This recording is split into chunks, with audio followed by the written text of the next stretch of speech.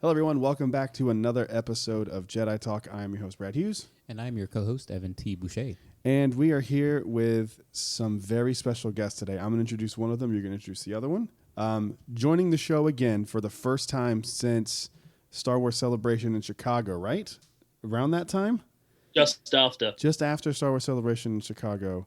The old co-host of this here podcast, Alex Newman. What's up, bro?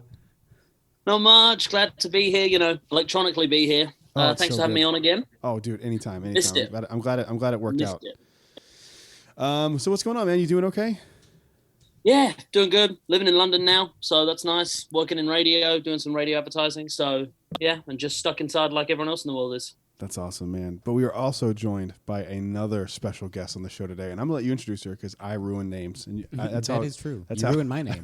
Your name. That's how this whole thing began. I called Joshua Hernandez the first time we did a show together. Oh, no. Yeah, I How'd ruined that go? names. He was like, "That's not my name," and I was like, "I know it's not." I just panicked and said the wrong name. So introduce your girlfriend. You gonna let me do it, or you just gonna go make ahead. weird noises the whole time? So I'll get the hello there out of the way before I forget, like I have in the past. And aside from the very special guest of the old co-host, which is a pleasure to have on, as you said, we also have my wonderful and amazing girlfriend, Erica Sherman, which she's a massive Star Wars nerd just like us. So she's a vast wealth of knowledge. Sweet. I want to point out she's drinking out of a baby Yoda. I don't know about that, but She's drinking out of a baby Yoda. everybody. Turvis, is that what they're called? I almost said thermos. Is it Turvis? the child. The child. The The fascinates asset. Speaking of the child, dude, did you watch Mandalorian? Have you seen it all yet? Oh, yeah. Saw it week by week as it came out. What'd you Yeah. think? Oh, loved it. So good. I liked it when we first watched it. And then, Yeah, because you did the commentary. What did you guys think the second time through? But we only did 1 through 4. yeah, we did episodes 1 through 4, but Okay. 3 is the best episode still, in my opinion. Easily. At least well, the 3 1 to is 4, when for sure. Do what? What's 3 again? 3 is the one where he rescues the child. It's like the wrap up the of the sin. first. Oh, yeah, That's and what they it's get called, off right? planet. Yeah, and they No, bail. wait, that's 2. It's Redemption is 3, right? maybe it's Redemption. I don't know. It might it's be. whatever chapter 3 is. It's still my favorite episode. I want to go back and watch them like we're going to for the second half, maybe sometime this week. I think it was amazing in that, it did two things in that it stripped it back to basics. It didn't try to be too smart for its own good, too clever for its own good. It was like, let's just do things. And then also it added the right amount of Star Wars flair without being too I remember last year when we first found out about it, we were worried they were going to be really on the nose with the references, and it wasn't as bad as I thought it was going to be. Absolutely. He was with me when we were at a celebration when we saw the Mandalorian footage. thing. And yeah. I've said this on the show since you haven't been on the show, but remember how the crowd was kind of I guess that was cool. It was weird. No, I think that was just you. Everyone else just was me? excited. That was you. Oh, that was just yeah. me. I was Yeah, being a you've hater. never told me the crowd felt that way. You've said you did.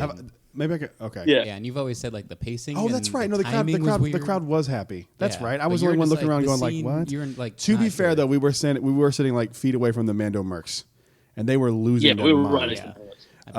I bet. But I think was it just more. go ahead. Sorry. No, I was going to say, I think it's just more that in the space of that 50-second clip they showed us, they had, the whatever it is lizard, the salacious crumb roasting. They had a gonk droid. They had Monkey lizard, the yeah. the monkey lizard. They had Imperial stormtroopers, and they had the eye thing that Jabba's palace hut has as well. Yeah. So in the space of 50 seconds, you've got about 7 original trilogy references. Yeah, and that's what Brad said. He said it's like hitting you over the head with references. Yeah. But it was just that footage. But the whole thing wasn't like that. No, The no, no, it Mandalorian definitely itself wasn't. wasn't like that. No, it definitely No. wasn't. And it was kind of I wonder if they did that just to get people who were excited about the original trilogy excited. Oh, yeah, for sure. Because it Yeah. it just felt 100%. no pun intended. It felt forced. yeah. It was just Yeah. they just kept on with it. It was I don't know. I mean, it all turned out well. They And have to some extent to keep the people that say Disney ruined Star Wars happy. all those people are going to exist Yeah, no Let's matter put what. them in the Thanks, original Doc. trilogy. People are going to timeline, exist no so, matter what you say or do. Yeah. So I don't know. What did you think about? But yeah, that overall, I Mandalorian? really liked it. I loved The Mandalorian. I also, was wondering sort of how it was going to fit into the Star Wars universe. So I think they did a really good job in creating something new, but also keeping the original feel of the trilogy and beyond. I liked it too. I want to know more backstory of like how this all falls apart from the Empire to the First Order. That's what I'm really interested in. I hope they kind of go into more with that with I have a feeling they season will. 2. I think so too. I think you kind of have to. You have to explain it at some point. You can't just keep on just like, oh, then the First Order shows up. Like, well, how? They have to tell us something. I just want to get some loose ends up, and then we'll actually get into the show notes here. What were your thoughts on Rise of Skywalker? Because I think we talked about it a little bit, but not too much. Because we had been planning to do an episode about Rise of Skywalker, and then we haven't actually. So, what'd you think, man? I really liked it. It's good. I sort of have to say that at the start because overall impression was great, and I've seen it twice now, and then sort of bits and bobs a third time. But my only gripe really is it could have been our end game, and it wasn't. I feel like it was our end game. But it wasn't. Like it could have been like mind-blowingly. What was that, Evan? Sorry. I didn't want to cut you off. That's why I stopped. I agree a little, but I really want to hear more what you think about it to see how related I am to that. Overall I did like it. I just feel like it was like I really think it was a mistake to bring Abrams back because I felt like it did feel it was a safe option, and it just felt like he got a second chance after Force Awakens to keep going, and I felt like he played it as safe as he could. No one he just didn't seem to want to move many of the chess pieces, and we got a lot of stuff set up and then reverted back. So it was kind of like, Chewie's dead. Ha, no, he's not. C-3PO lost his brains. Ha, no, he's fine. Yeah, that is true. That the Chewie thing, I don't think you could have killed Chewie and gotten away with that. No, I don't think you could have killed Chewie either. I'm okay with that fake out. And that fake out does get resolved within 20 seconds, 30 seconds. So it's very like they weren't trying to have you on for an hour and a half. Yeah. But the C-3PO one, it does do that. Yeah, I'm okay with the Chewie fake out, but if they would have left 3PO's mind blank, I would have been okay with that. I don't think they needed to bring his memory back. I think it gave something for R2 to do, finally. It did, but I also like the idea of 3PO like willingly sacrificing something to help the story. But it's annoying. One last look, sir, at my friends. So, I mean, bringing his memory back did give R2 something, but I also would have been definitely satisfied with him just not having his memory. It's a frustrating point. Like an emotional moment, which I feel like he's been sort of comic relief a lot of times. Yeah. And it actually, kind of brought him into the story and brought a little bit of an emotional arc regarding C-3PO. I get it. It's interesting because I think there's like problems there where what you want versus what the story needs kind of is a disparity, because obviously that 3PO scene, you're right there with the emotion. You want that emotional scene was great, but annoyingly, there's no one there that's known him for more than 2 movies. And to have that happen, you've got to have R2 with him, which again plays into giving R2 something to do, which I wanted him to have more to do in this entire trilogy. But he was with Leia at the start of 4, so he has to be close to her now at the end of 9 when she passes away. So he has to be in the corner to make the beeping sound when she finally dies.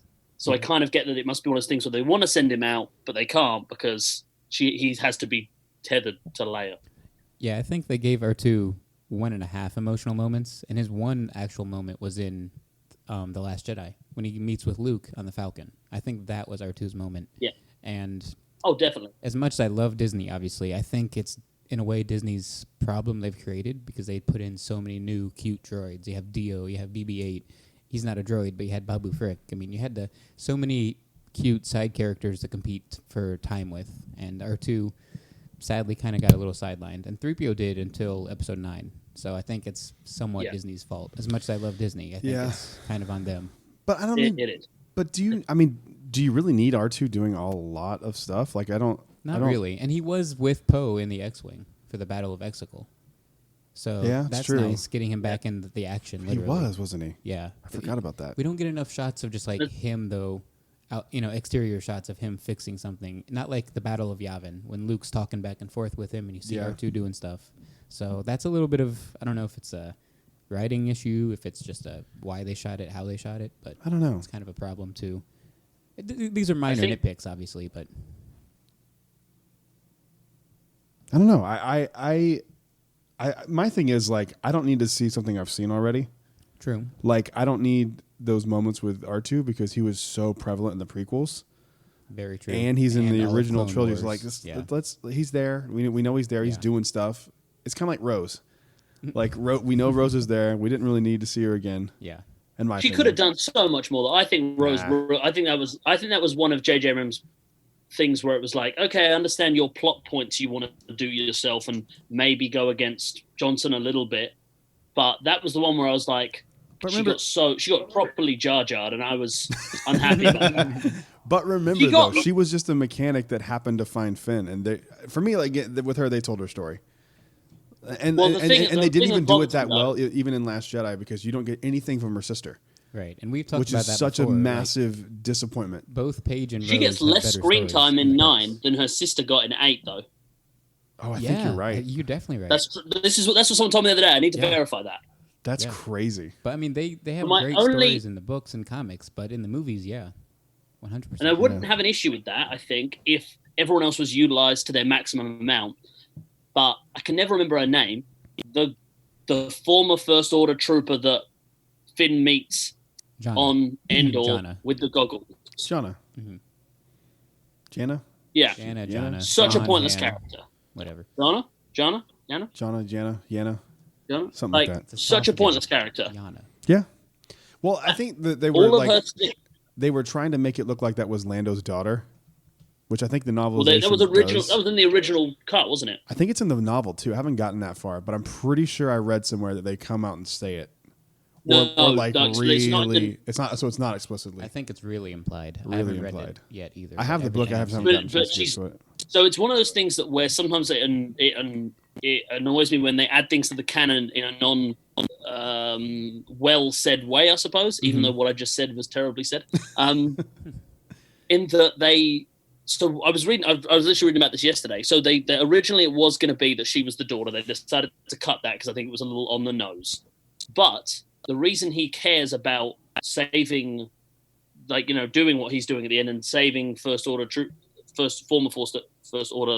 indoctrinated troopers is because his daughter was kidnapped by the First Order, and that's canon. And the only reason we know that is because it was in the visual dictionary. And I'm like, why wasn't that in the Last Shot book? No, in the Last Shot book, the end of it is he's dating the Twi'lek, and they imply that they're very he's going to settle down with her. Then there's no other mention of it. Oh, it's not in comics. It's not in the Last Shot. Yeah, it's only in the visual dictionary. That is so random. It's a weird choice. That is such a. I can understand Luke's depressing story, but we're told it in a dramatic film, and it makes sense. It bothers me that it's like, oh yeah, Lando spent 10 years on this sand planet because he decided to go into hermit mode because his daughter had been taken by the First Order. That's why he was with Luke looking for Exegol. Yeah, that needs to be more explicitly said somewhere. Looking for Exegol with Luke Skywalker. Yeah. I always wondered why he was on that planet. Yeah, that's another thing. I've seen it now 3 times, so I'm kind of in the same boat as Alex. That's cute. Where you've seen it way more times, but the third viewing is where kind of nitpicks, kind of tiny complaints happen. Where you're like, okay, that's a little weird. Why is Lando here on Pisana? Why is the dagger shaped like it is? If it's an ancient dagger, that's when you get a little. Oh, nitpicky. That's my biggest complaint is they hold the thing up to the Death Star and it's the exact shape. So stupid. Even though the Death Star has been there for 30 years, it makes no sense, dude. Yeah. It makes no that's right. Oh. That hasn't. They haven't even tried to explain it in a comic, in a book, in the dictionary. They nowhere. can't. So they can't. Yeah, I felt like they and I feel that's kind of threw Lando in to throw Lando in. There was really no setup, and it was like, hey, let's have Lando in the movie. It would have been better if he only showed up at the end battle. Yeah. If he wasn't in the movie at all up until that scene with Poe where he's like, I guess they won or whatever, and he's like, not. I forget what he says, but then he shows up with all the ships behind him. That would have been the way, and he's like, and just have a throwaway sentence with him between him and Poe being like, we got Leia's broadcast, we've been waiting, or something. Yeah. You know what I mean? Something. Yeah. That would have been a much better use of him than him being like, I was with Luke on this weird planet that you've never heard of. And that's another thing I've said before. I'm tired of new planets. We've got so many planets. Let's just stick to the 20 that we have. The problem is, too, it's that means that J.J. Abrams created 2 new desert planets in Star Wars. Oh my gosh, Jakku and Pisana. It's come on, man. The biggest point of irony in the entire movie where I'm like, Abrams, how can you not see this in the editing room? Is when you're on Jakku and there's the Star Destroyer from the Empire, and then the Star Destroyer from the First Order is behind it, crashing into the sand, and you're like, "Come on, man! At least pretend like you're not repeating the story." Yeah, Like, it's like you've got a Star Destroyer crashing into a planet that's already got a crashed Star Destroyer in it. I didn't even catch that. That's hilarious. That's so funny. But yeah, I overall, I think the more I watch it, the more I see issues with it, but I still really like the movie. I think I do like it better than The Force Awakens, but it definitely doesn't hit higher than Last Jedi for me. and I think, like you said, it's not on the same level as The Last Jedi, but I think for me, it's the same line of the highs are really high and the lows are really low. Like, I love everything with Kylo / Ben. I love everything with Rey. Like, this one actually made me really like Rey. I didn't care for her until this movie. And I loved Kylo ahead of time, but this made me love him even more. I still don't get your dislike of Rey. I don't. Well, now I like her, but at first I was like, she's kind of bland. She's bland and lame and normal. So was Luke. I wasn't a fan of Luke either. That doesn't make any sense to me either. I feel that though. Okay, take over. They get shouldered. I find that Luke, and I think even to some more of an extent Rey. I read this. Someone wrote this once that like Rey gets shouldered with Star Wars. Like J.J. Abrams puts all of Star Wars is everything: the hero, the Jedi, the legacy, everything, and it's all Rey. Being the good person, being better, being the Jedi, being everything is put on Rey's shoulder and no one else's. And I feel like that's a lot to carry, and it sort of like is almost too much for her to embody. But that was the same thing for Luke though. I mean, there was no other Jedi other than Yoda. But and you could argue, but no one cared. No one cares in 1977. You know. That's true. You know what I mean? You're definitely not wrong. You're definitely not People wrong. don't care. Like, whereas now we've had 40 years of caring. Right. That's a solid point. And I always go like, why can't people just be like the way they were with those movies with this movie? But you're right. It's because that you've had 42 years to care. Huh. Yeah. I never thought of it that way. Yeah. And in the originals, you had secondary characters that were almost, if not stronger, at least carrying the plot-wise as Luke. Like, Han and Leia are just as strong as Luke when it comes to carrying those films. Yeah. I don't think the same can be said with in the Poe. sequels. Yeah, Poe's not there. I love Poe, but he's not there. And really, Kylo and Rey are like the two people that carry the sequel trilogy. And that's fine with me because I love Kylo, but Rey, for me, was lacking. And I feel like Finn is also, he starts off kind of strong in The Force Awakens, and then I feel like he starts more and more as the rest of the movies go on, he sort of becomes more of a plot device than he really does a character. It's true. Yeah. Which I think was one... Go ahead. Sorry. No, go ahead. Go for it. You don't? Oh, I was going to say, and that was one of my other sort of issues with 9 is that it really didn't continue any of the themes that 7 and 8 had set up. It sort of threw its own themes away and decided Disagree. to just... I think it did a little, not all of them. I disagree. I think it not threw all some of them. away. Not all of them. No, and again, it was not a train wreck. I was happy with the movie. It wasn't like the Game of Thrones ending where you're like, oh, well, I can't like Star Wars anymore. Like, it was like... you still watching Game of Thrones? No, dude, I know you're watching it. I got 3 episodes in and I tapped out. Do not keep going. It's just too much. It's just too much. I'm right there with you, Alex. I totally agree. I can't watch I hate a year and a half ago, I would have said you have to see this show. Now I'm like, oh, don't even bother. Don't even really? start. It's that the ending is that bad? God dang! I'm so glad they're not doing a Game of Star Wars Thrones is movie. about characters, and then they throw the character arcs away. So why watch anything that's about characters? Oh, that's annoying. I'm so out of the loop. I'm the only one that hasn't seen Game of Thrones, so All maybe right. it sounds like I shouldn't. Well, I'm glad. Oh, go ahead. Star Wars. Yeah, I was going to say, back to Star Wars. Star Wars has a lot more plot, so sometimes, you've got that nice balance of characters and plot. I thought 9 did carry some across, but yeah, I think the big one they sort of threw away was the whole, like, I don't know. Like, I really want to hear your opinion on Rey Skywalker, that final scene. Love it. I absolutely adore it. Yeah, I do too. Yeah. I think the only thing I would change is I would Love put a Ben Solo ghost, but that's okay. No, I don't Well, need the Ben Solo actually, ghost. that's the big one. I would have Ben had is my boy. Ben Solo ghost, definitely. That would have been too much like Return of the Jedi. You're not It wrong. would have been You're not too wrong. much like, oh, he just turned and now he's a good guy. I like to think that like he wasn't there because he was such a dick that like the Force Ghost gods were like, nah, bro, you're not being a Force Ghost. You killed too many people. Vader got to be there?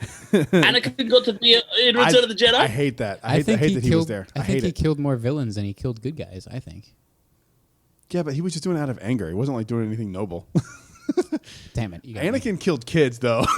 Yeah. See, thank you. You know what I mean? Thank you. Like, I don't know. I've always thought it was weird that he just was like Darth Vader and like, take my mask off. And then he's like, I love you. And then he was a good guy again. I always thought that was silly. And that's my favorite Star Wars movie, but whatever. We just like watched that the other day, and like that was the one so thing we were silly. kind of like, that's weird. Like actually, It's I like it's it more weird. than I remember liking it though. Return of the that movie- Jedi. that movie's I was so like, this fun. movie, this movie. The indoor stuff goes on way too long. It does, but I But- like it more now than I did as a kid, Oh, I which I love feel that like movie. should be opposite because the Ewoks are more like designed for kids. But it's just, But I was like, I like this more now than I did when I was a kid. It was weird. I don't know. I love that movie. Yeah. It's my favorite Star Wars movie. Plus, you get to see the Emperor finally. Because in the True, original true. ones, you didn't see the See him Emperor as until a that one. hollow scan, but that's That it. weird, creepy monk. Have you seen the original Emperor with the Yeah. like the monkey face They've looking just guy? attached like a monkey face onto someone and shaped it. His like eye was Yeah. like sticking off to the side. It looked Yeah. more like Snoke actually. A little bit. That's the special editions. Now it This- is Snoke. This is the last question on Rise of Skywalker. Don't actually get into the show notes. Yeah. How'd you think the Snoke stuff went? Did you like that he was a clone? Because I think it made perfect sense. I think they explained it poorly, but I think it makes sense that he was a clone. Yeah, I think it's it's the Abrams thing where it's like, yeah, it's a fine example. I've got no problem with Snoke's explanation at all. And honestly, any Snoke answer was fine with me. I wasn't, I was never hung up on Snoke like other people seem to be. So I was really fine with any Snoke answer. So the whole Snoke clone in a can thing, I was like, yeah, that's cool. And I really actually liked the bit where the Emperor's like, I'm every voice you've ever heard. So it's like, Yeah, I like that yeah. too. So it kind of makes sense as to why Darth Vader's calling him back to the dark side in Force Awakens, because obviously he's actually being drawn to the light by Anakin or by the light side, but then the fake Darth Vader Emperor is pulling him to the dark side. See, I thought that was going to be a bigger story point. Like I thought that he would find that out. Because we talked about this Right. months before the movie and came I'm out. a little disappointed we never got your theory of the Darth moment happening. Like the Darth moment thing with the helmet. How Yeah. in the comics, Darth moment is like possessed in the helmet, and that's how Vader communicates with him. We were expecting something with that with the helmet, with Darth Vader's helmet, which we kind of got. With the Vader run where Yeah. he like is trying to create a portal to the Force Yeah, Yep. to bring back Padme on Mustafar, yeah. on Mustafar. Yeah, I losing just thought it Corvettes was- and stuff. I thought it was going to be more like him finding out. Like I thought the moment where you hear the Emperor being like, "Yeah, it was me the whole time," was going to be why he changed. Yeah, And you get that moment where he's like, "I've been, every voice inside your head thing." But I thought that was going to be like, "Wait, so I've been manipulated this whole time?" yeah. Versus him just being like, "I'll go find Rey." Yeah. Really, his The Emperor was such a plot point. Like Yeah. as much as I loved Ian McDermott's return, and that the Emperor was barely a character, I think, in that film. Why was his whole thing like, "Go find the girl, kill her, I'll give you this fleet," and then he's like, "I never wanted you dead." Yeah, I don't know what Palpatine was thinking. I still don't understand that. I If still don't get Palpatine it. was doing to that strike purposely, me down to become the Sith. It's Abrams loves shorthand, and it works sometimes. It worked in the first Star Trek movie he did, but he seems to love just being like, oh, and that he rather than writing things out, he just puts in like quick hands to make things happen faster, but never explains them. See, I kind of took So it's that just as like- Palpatine wasn't literally going to possess her and her become Palpatine like himself. I was kind of taking that as like everything the Sith know and have done will be passed on into her, and she's could become this new evil Sith. But everything they know and have done will be inside her. Where Yeah, I didn't it's the think it was inverse, like a where all the light side users were with her. They're Mm-hmm. be with me, and they were with her. So everything they passed on was in her. I didn't think it was going to be like a Freaky Friday situation. Right? No. Yeah, I didn't get that. Glad at it all. wasn't that. Yeah, I just don't. It's like it was just odd where it was like, kill the girl, Right. and then it's like, I never wanted you dead. Now I'm gonna throw you down this hole because your grandfather threw me down a hole. It might be along the lines of if Kylo killed her, he would have been cool with it because that means Kylo's more powerful than her, so he can be the successor, and he would have done the same thing with Kylo. Or it might be along the lines of he just didn't know what he was doing and it was bad writing. I mean, I don't know. There's lots of ways to write around it. But Well, I was nervous when we found out the guy who wrote it was like a guy who wrote like a Transformers movie, yeah, that's true. and I was just like, oh no, It was Terrio, right? Chris Terrio. Chris Terrio, yeah. And Mm-hmm. I remember being like, oh no, that's not good. But then remembering like Colin Trevorrow. It was could have been supposed worse. to It do- could have been Colin Trevorrow. Did you like the? Okay, this is the real last thing I'll do. Last side I tangent. hate his script idea. We looked Okay, it up. so Duel of bad. the Fates. actually, on blips in my Star Wars knowledge, I actually haven't looked too deeply into what Colin Trevorrow's plan was. What was it again? It was very weird. It was like It I was remember reading it's an almost too overview and much being to. like, that's whack. I can't remember all of it because I just remember reading it and just being like, ugh, Yeah. because I'm not a big fan of that guy anyway because I think his movies are just bad. No I don't way. think he makes good movies, and he's pretentious about it, which I can't stand when people make mediocre things and they're pretentious about it. It drives me nuts. It That was being said, basically I'm that revolved guy. around Coruscant. Yeah, And like Hux was kind of the main villain. And like Hux collected It was Force like- artifacts, and then like he was starting to lose the Battle of Coruscant, so he stabbed himself with a lightsaber that he collected. And then it was just let's do this. Go look it We'll up and look like read some stuff about it, and then we'll Yeah. do another show. We'll talk about it again because yeah, it's odd. Um, There's a handful of I good do- bits in it, but mostly is yeah. I do think Hux was done dirty though in the entire trilogy because Hux was great in Force Awakens, and I love that actor, and I do feel like he got shortchanged in 8 and 9. I think he was really good in 8, and I think 9 they could have done a few more scenes with him. Yeah. Trying to like it would have been cool to like.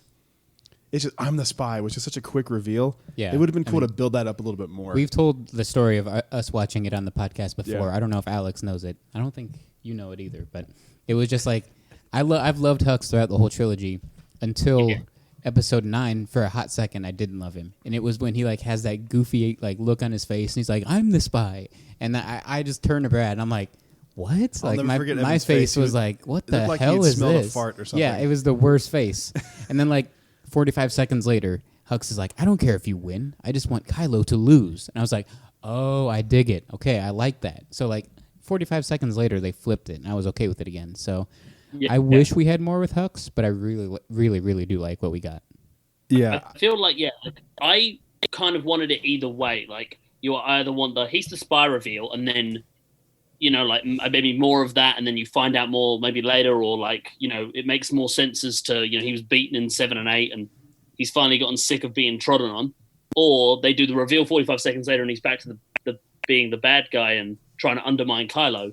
But then they do nothing with that, and he gets shot, and it's just like yeah. I wish they would have okay. done like a scene or two with him like trying to like kind of tricking Pride, and then when he realizes that like it was him that did it, Yeah. or like even if they had like surveillance footage of it, you know what I mean? Like anything that would have prolonged that, because I feel like he knew instinctively that he was lying. Like, wouldn't you trust And that guy? He Like, becomes a plot device. He literally, it's written in just to get Right. them out of being executed.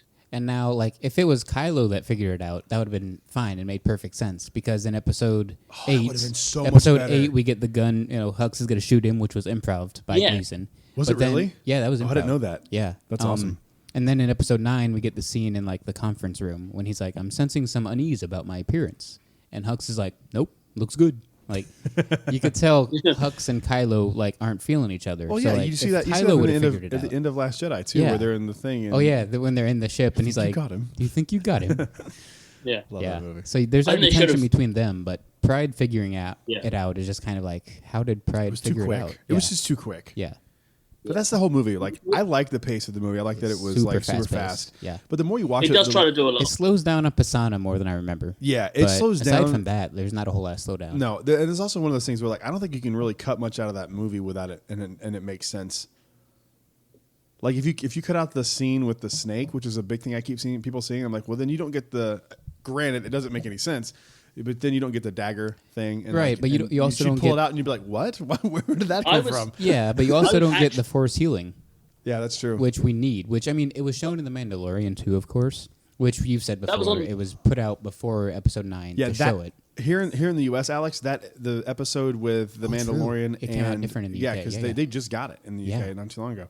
It came out the the Wednesday. episode where you see Baby Yoda heal for the first time was put out the day 2 days before Wednesday before the Wednesday release. before the release. We saw it on Thursday, right? Yeah. So it was the day before. Yeah. I remember that. I remember it happening on the day. Yeah. Yeah. So that episode with the Force healing thing came out right before Rise of Skywalker, and I remember looking at We're like, there's a at, reason for Evan. that, I was like, 100%. There's a reason they dropped that today. Yeah. I said that Force healing thing is going to have something to do with the movie. Remember, I was Yeah. like, that's for sure going to play a no part question. in the movie. Yeah. I think I have a bit of an issue with that, only because I don't mind the seeing the Force healing with in the Mandalorian. My issue with the snake scene is that it's again such an obvious movie trope of like, let's show you this random scene so that you understand what's happening later. And I think it makes more sense for the whole like, considering we've never seen Force healing properly before in canon, it makes more sense for them to be opposite sides of the coin, which is kind of what the Emperor, what does he call them? The Force dyad. Dyad. The first in generations. The first generations of dyad in the Force Force. dyads. Which I don't want to keep like pushing It us makes further and further more off. sense But, like in the The Clone first time we Wars, see Force healing. He's behind it. Cut out. Are you there, Alex? Sorry, yeah, my internet connection You're good, went buddy. unstable for a You're second. good. It just. Better? I can hear you. You're good. Good? Don't worry about video. Audio is more important. I think we should have. Okay, we should have seen it first time on, in the fight on Endor. We should have seen like Kylo gets stabbed and then Rey heals her. And okay, they might have to do something a little bit more visual so that we understand what's happening. But I think that should have been the first time we saw Force healing, because I think those two can Force heal each other because they are opposite sides of that coin. My only They are problem with connected. that idea would be that the casual fan would go. They had an issue with Luke force projecting himself. I think they would have a much bigger issue with watching a character force heal another character who's a bad guy if it had never been established before that it was possible. and that's true. And that's but- why I liked it in The Mandalorian Yeah. with Baby Yoda, and I liked it in the movie beforehand because you see her do it to a non-person. Yeah, and with the Luke projection stuff, and a non-person. The Luke projection stuff though was hinted at between Kylo and Rey when they were talking in their Force Skype calls or whatever you want to call them. I call it Force So FaceTime. it was just Force FaceTime. So people were just too stupid to figure it out and make those connections. Yeah. That's the same form of projections. I'm glad then that that's one of the things that Abrams did pick up. I'm glad that continued throughout too. 9. That Me like too. he used I that don't- like I personally don't think anything got retconned. I think they established. no.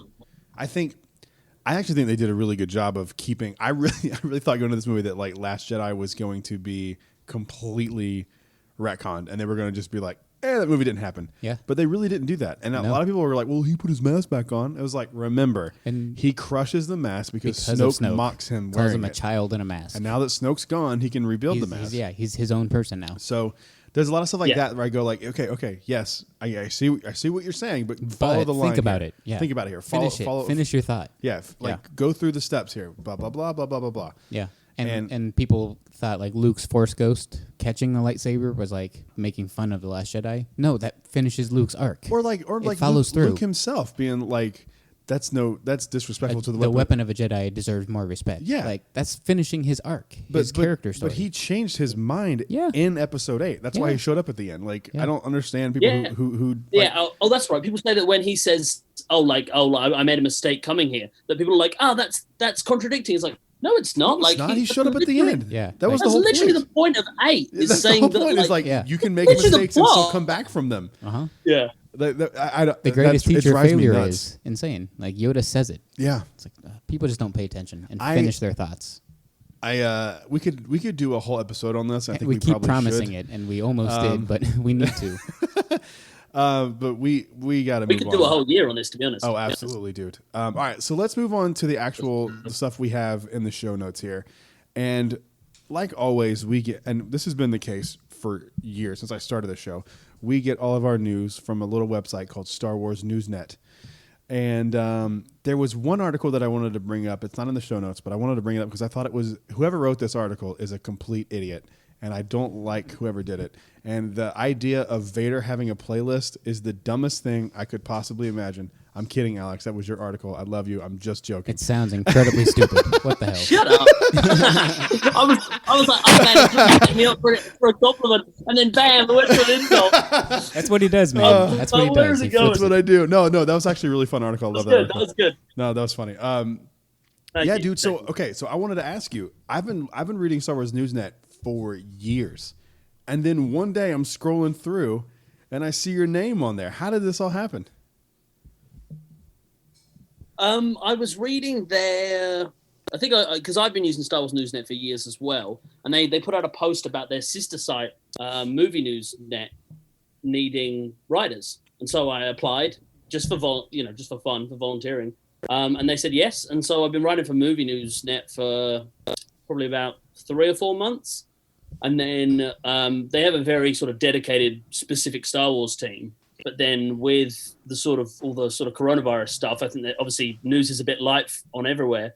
So they sort of said, if you want to write editorials, on the team, then go for it. So I just was like, yeah, let's do it. So That's I just, awesome, I've man. just been sort of pitching ideas and trying to come up with stuff to write to keep people entertained during this quarantine time. Well, it's a good job. Your writing is really good, and I don't want to say I'm surprised because I sound like a dick, but I'm surprised it's as good as it is. You do really, really good stuff over there, and I think you fit in really well with the type of writing that they do in Star Wars Newsnet. And I'm happy that you are doing that, because I remember one of the things that we had said a long time ago was that like we both wanted to make money doing something with Star Wars, and for a while I was with Inside the Magic, and now I don't know if you're making money or not, but like now you're doing it. You're doing the whole thing that you had set out to do, like write Star Wars stuff. So I'm very proud of you, and I'm happy that you're doing it. So that being said, the rest of it's purely I use that as a trope just to make fun of you for a second because I had to. But in all seriousness, man, you do a really good job over there. Thanks. And I wanted to go ahead and jump into the show here. So the first story we have was, I want to get your thoughts on the actual, and this goes for everybody here. I want to get everyone's thoughts on the actual project itself, but I also want to get your thoughts on the new casting announcement that came out for the Cassian Andor series. Stellan Skarsgård and Kyle Soller have reportedly joined the cast of the next live-action Star Wars series. According to an exclusive by Variety, the Cassian Andor series has added both actors to the cast in unknown roles. Fans are likely familiar with Skarsgård, as the veteran Swedish actor is known for his roles in Good Will Hunting and Pirates of the Caribbean. Evan, that's your deal there. Funny story about that. I'll let you finish, but I'll say it in a second. As well as The Avengers, and recently won a Golden Globe for his performance in HBO's Chernobyl, which was a great show. I couldn't watch more than 4 episodes because I get it. People died. He will also be in the upcoming Dune remake, which makes me happy. Have you seen any stills for that Dune remake with like Oscar Isaac and stuff? Yeah, dude, it looks amazing. I'm all in. I can't. wait for wasn't excited until I saw those stills. Now I want to see it. I can't wait. I'm so excited. Kyle Soller is pretty much an unknown person. He had a small role in David Ayer, his war film Fury, and was in the show Brexit. What do you guys think about this? I'm going to start with Evan first. Evan, what is your take on this? Like, do you know the actors? Do you know about what's going? Like, do you know what? Like, do you have any predictions of who they could be? / do you think that they're good additions? And what are your thoughts on the Cassian show? There's a lot to talk about here. That's a lot to take in. But with Skarsgård, it's really weird because you said, like, when you said Pirates of the Caribbean, you like immediately went my way because that's potentially my second or third favorite franchise. It's Star Wars 1, and then Marvel and Pirates are like 2 and 3. So I did not realize until you sent these show notes to me yesterday that Skarsgård was Bootstrap Bill. Mm-hmm. I never made that connection. Yeah. I was like, oh, he's the guy from Thor, but he's also Bootstrap. I was like, it blew my mind somehow. I guess that shows how dumb I am. I don't know. That character is like so weird in that movie. It is, yeah. but I love him in those. So Bootstrap Bill, I was like, okay, I like him. I like the Doctor, whatever his name is, in Thor. So I'm like, I like this dude. And actually, outside of those two roles, he's usually a villain. Yeah. So I'm leaning towards him being an Imperial. Yeah, me too. That's kind of what I'm thinking. I think he's going to be an Imperial. Yeah. It'd be cool if he's like a resistance person. Like, it'd be kind of cool to see him not Rebellion at that time. Sorry, I keep same have shit, it now. Yeah, Rebellion. it is. He'd see him like a rebellion leader would be cool. Yeah, like he could be Mr. Mon Mothma. He'd be like Mothma's wife, Mothma's husband. Wow. What's his name then? Like Max Mothma. Dan Mothma. Dan and Mon. Mothma. Dan and Mon. Fair enough.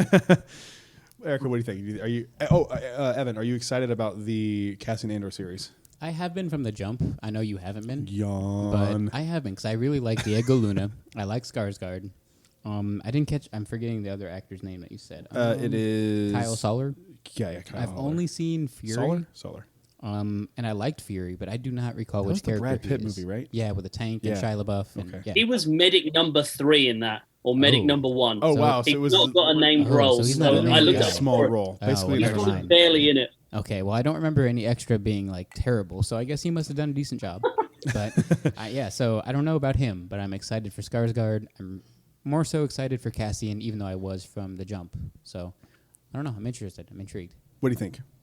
I'm very excited for the Cassian Andor series. I know there's been a lot of speculation. You know, we know that there's an Obi-Wan show coming. We know that there's the Cassian show coming.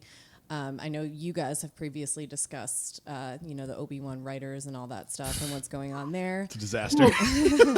Exactly. But I think the reason why that show is having a lot of difficulties is, let's be real, Obi-Wan Kenobi goes into hiding and it's like, okay, now what? With Cassian Andor, I feel like there's so much material that you can work with there. He's a spy for the Rebels.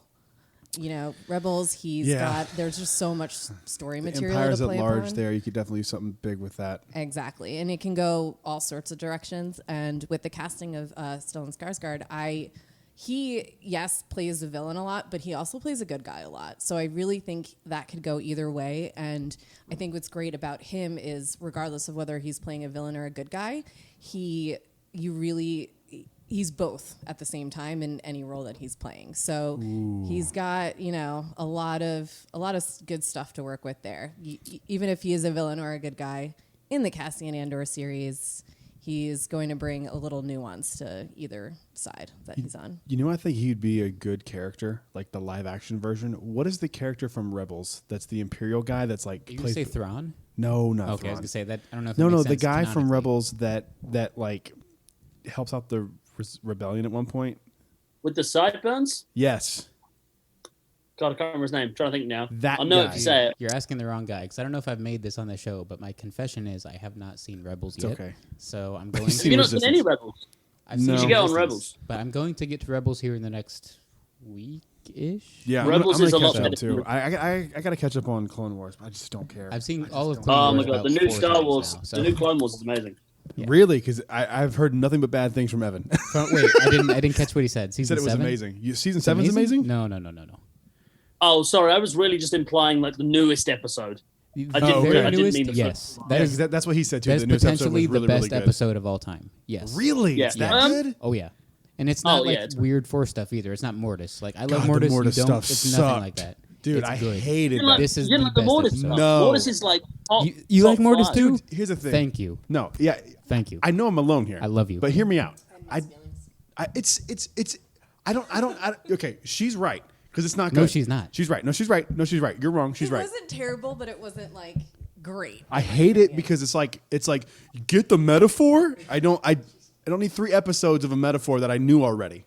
Like that's my problem with it. Like I get it. It could have been 2 episodes. It could have been 1. Let's wrap this up. That's all of Clone Wars, though. All of I Clone haven't Wars could watched be it since 2 the episodes 90s. total. You cut out there. What was the last part you just said? You haven't watched it since?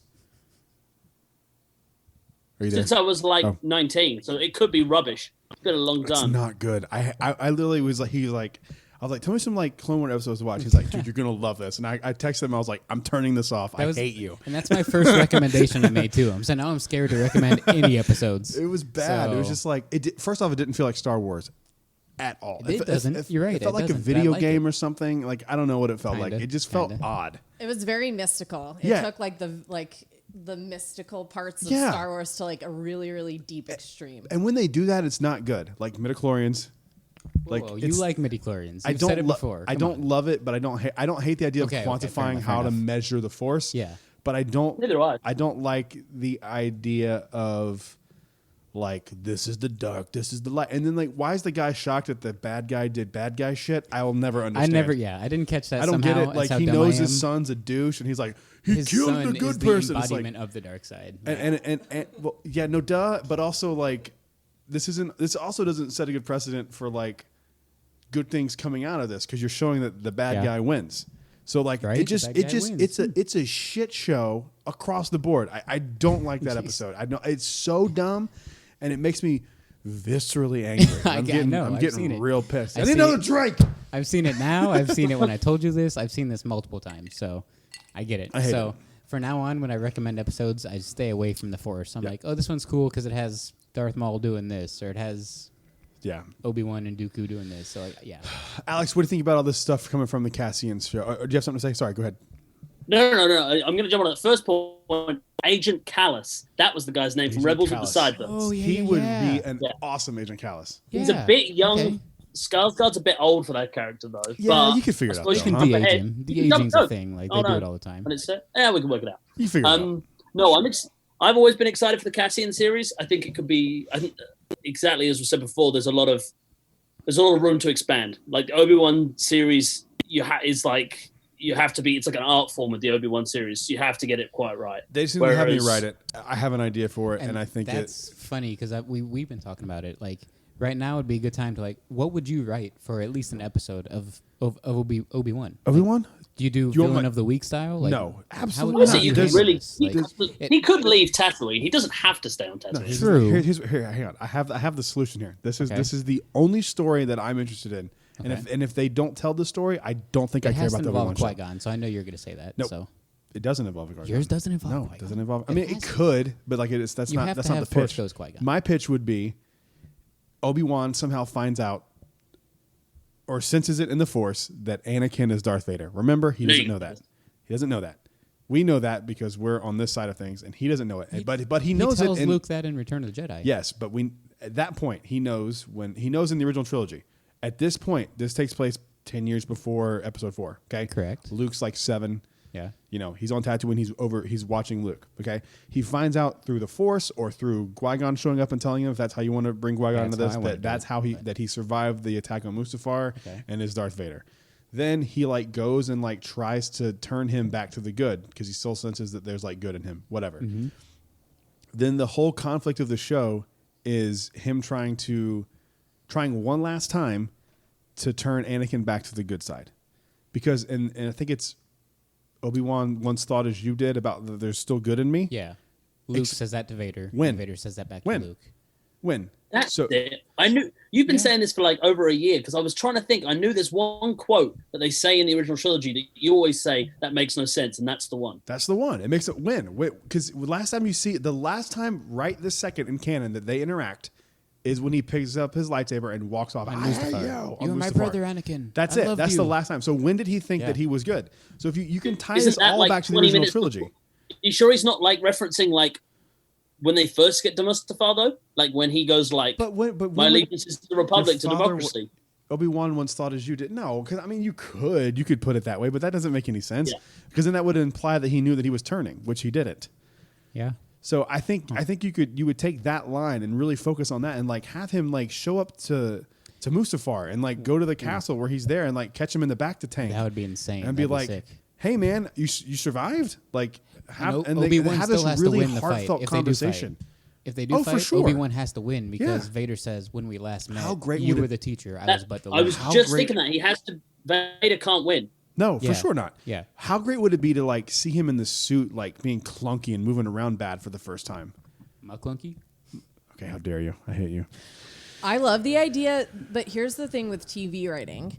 You don't just think of like one season, you don't think of 2 seasons. You've got to think 5, 6, You 7 got to do seasons. one season of the show. And This wouldn't work more than that. You got to do exactly, and that's the thing. Like it would be great for one season, but then it's like, okay, I think- that ends, but and then I it's think like, that's all you need. now what? I think since it's Disney Plus, you can throw it up there for one season and do one season and be done with it. Yeah. I agree, but I don't think that's what Disney series. wants. I think they want to make it into, and same with Cassian, like and the That- Mandalorian. You can tell more with Cassian. I think with the Obi-Wan thing, you got to do one and done. Maybe 2.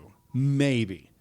But I don't think you would want to do. I mean, I get what you're saying. Disney's horrors, they want money. I get it. No, it's not even that. It's just, from like a TV writing perspective, you don't write TV to be one season. I totally agree, but I think this is the exception to the rule. But correct me if I'm wrong, I Alex. wish it was like that with Obi-Wan. I really do. Because one solid ass season but see, Yeah. I don't, because if you drag this on too long, it's just going to muddy things up more. That's what puts them in this Tell tough one spot. story, knock it out of the park, and Yeah. get people back on the side of Star Wars, Yeah. and just be done with it. That's what puts them in this tough spot because they I mean, know I don't we think want you could stretch that Obi-Wan. out into. But if they do like 20, okay, I'll change my tone. If we're doing 20-minute episodes, you can make this 2 seasons. That's the thing we don't know. Like Mandalorian was like 30 to 40. Yeah, like we I don't think know how long it's the gonna shortest be. one was 28 minutes, 28 or something, like yeah. that. So like Yeah. Clone Wars is They like kept that tight. 25-ish. Yeah. Rebels is like 25-ish. Like But there's don't know way the length more of- story to tell than what they told in The Mandalorian for this show. Well, the thing is, If you go with my story, because I think you're there's a lot to that. pigeonholing yourself. Is that a phrase? Pigeonholing? I don't know. Pigeonholing? Sure. don't know. Holding? I don't know. With one specific character and one specific timeline. And that's the problem is they know, especially... There would be a B story plot, whatever that Yeah. would be. But like it would be... I mean, the B story could be Luke back on Tatooine. It could be. I mean, I obviously... Finally going to Tashi Station to pick up those power converters. Finally. Man. That's a metaphor. That's a metaphor. And is he gonna go? Is he gonna go bullseye some womp rats in his T-16? Yeah. That'd be cool to see. Is him it just like practicing Beggar's that. Canyon? That'd be a cool scene, like him and Obi. Well, they don't really know each other, do they? Luke knows he's Old like Ben? that old. He's a old hermit. Ben? He's like, does he mean old Ben Kenobi? They- So like Luke, They at least kind is- of know each other, He's at right? least heard of him. Or- The comic where it shows Seen him in and- passing or Oh, something. dude, the comic with him and Owen Lars is so Right. good. Yeah. Owen hates it. yeah. Hates him. So Owen and Luke could be a side plot, but like that's the problem though in a way. Like obviously I want it, and obviously I think Erica wants it. Obi-Wan is like our favorite Jedi. Yeah. And Obi-Wan's obviously awesome. even casual fans want that. Like Ewan McGregor, everyone loves him. So I like think you'd have to like also thinking about the Qui-Gon thing that you brought up. I think you'd have to have a Qui-Gon's gotta scene be with involved. them because you Just have to one find out episode at how least. Obi-Wan knows how to become a Force right, ghost. because Yoda tells or Obi-Wan, he's like, your old master has learned how to do it, so Yep. he can teach you how to do it. Yep. So you have to have that scene. Or even just to link, the prequels to this show. You need to have something that Something. brings that together. Because you have to everything. It has to fit like that- this. It can't be like. No. And that's Hey, but that's this the is worrying this thing. is I audio suppose. medium here, not visual. Sorry. So Yeah, that there's a- whole hand thing you did, the magic I hand was thing. showing it to Alex. Oh, okay. Do the Yeah, magic hand I thing. get you. It's fine. Boom. It's like it's got a mesh. Got a He meshed mesh. his hands together like Gotta a mesh. cog. It can't be like But- this. Yeah, that's a That mesh is shape the and cog. problem they It's like a face, though, quasi-cog. is because. Sorry, were you talking, Evan? I couldn't No, hear. no, for a my second. bad. I was being stupid on this. No, you're right. You're saying important stuff. No, that's fine. It goes. It's exactly that though. Like, I think they don't want to fuck it up. They don't want to get it wrong, and they do probably want to go. Let's make something, and if people love it, we can think about another one. We can think about a series 2, maybe. But the problem that does limit you because you could say if you do a 6-part series, you could do a 6-part series that's his entire time on Tatooine, and you could do him. You could do a proper nomad, like him getting there, him learning from Qui-Gon. You could even do a 2-part or a one part that has like him with Hayden Christensen in a flashback.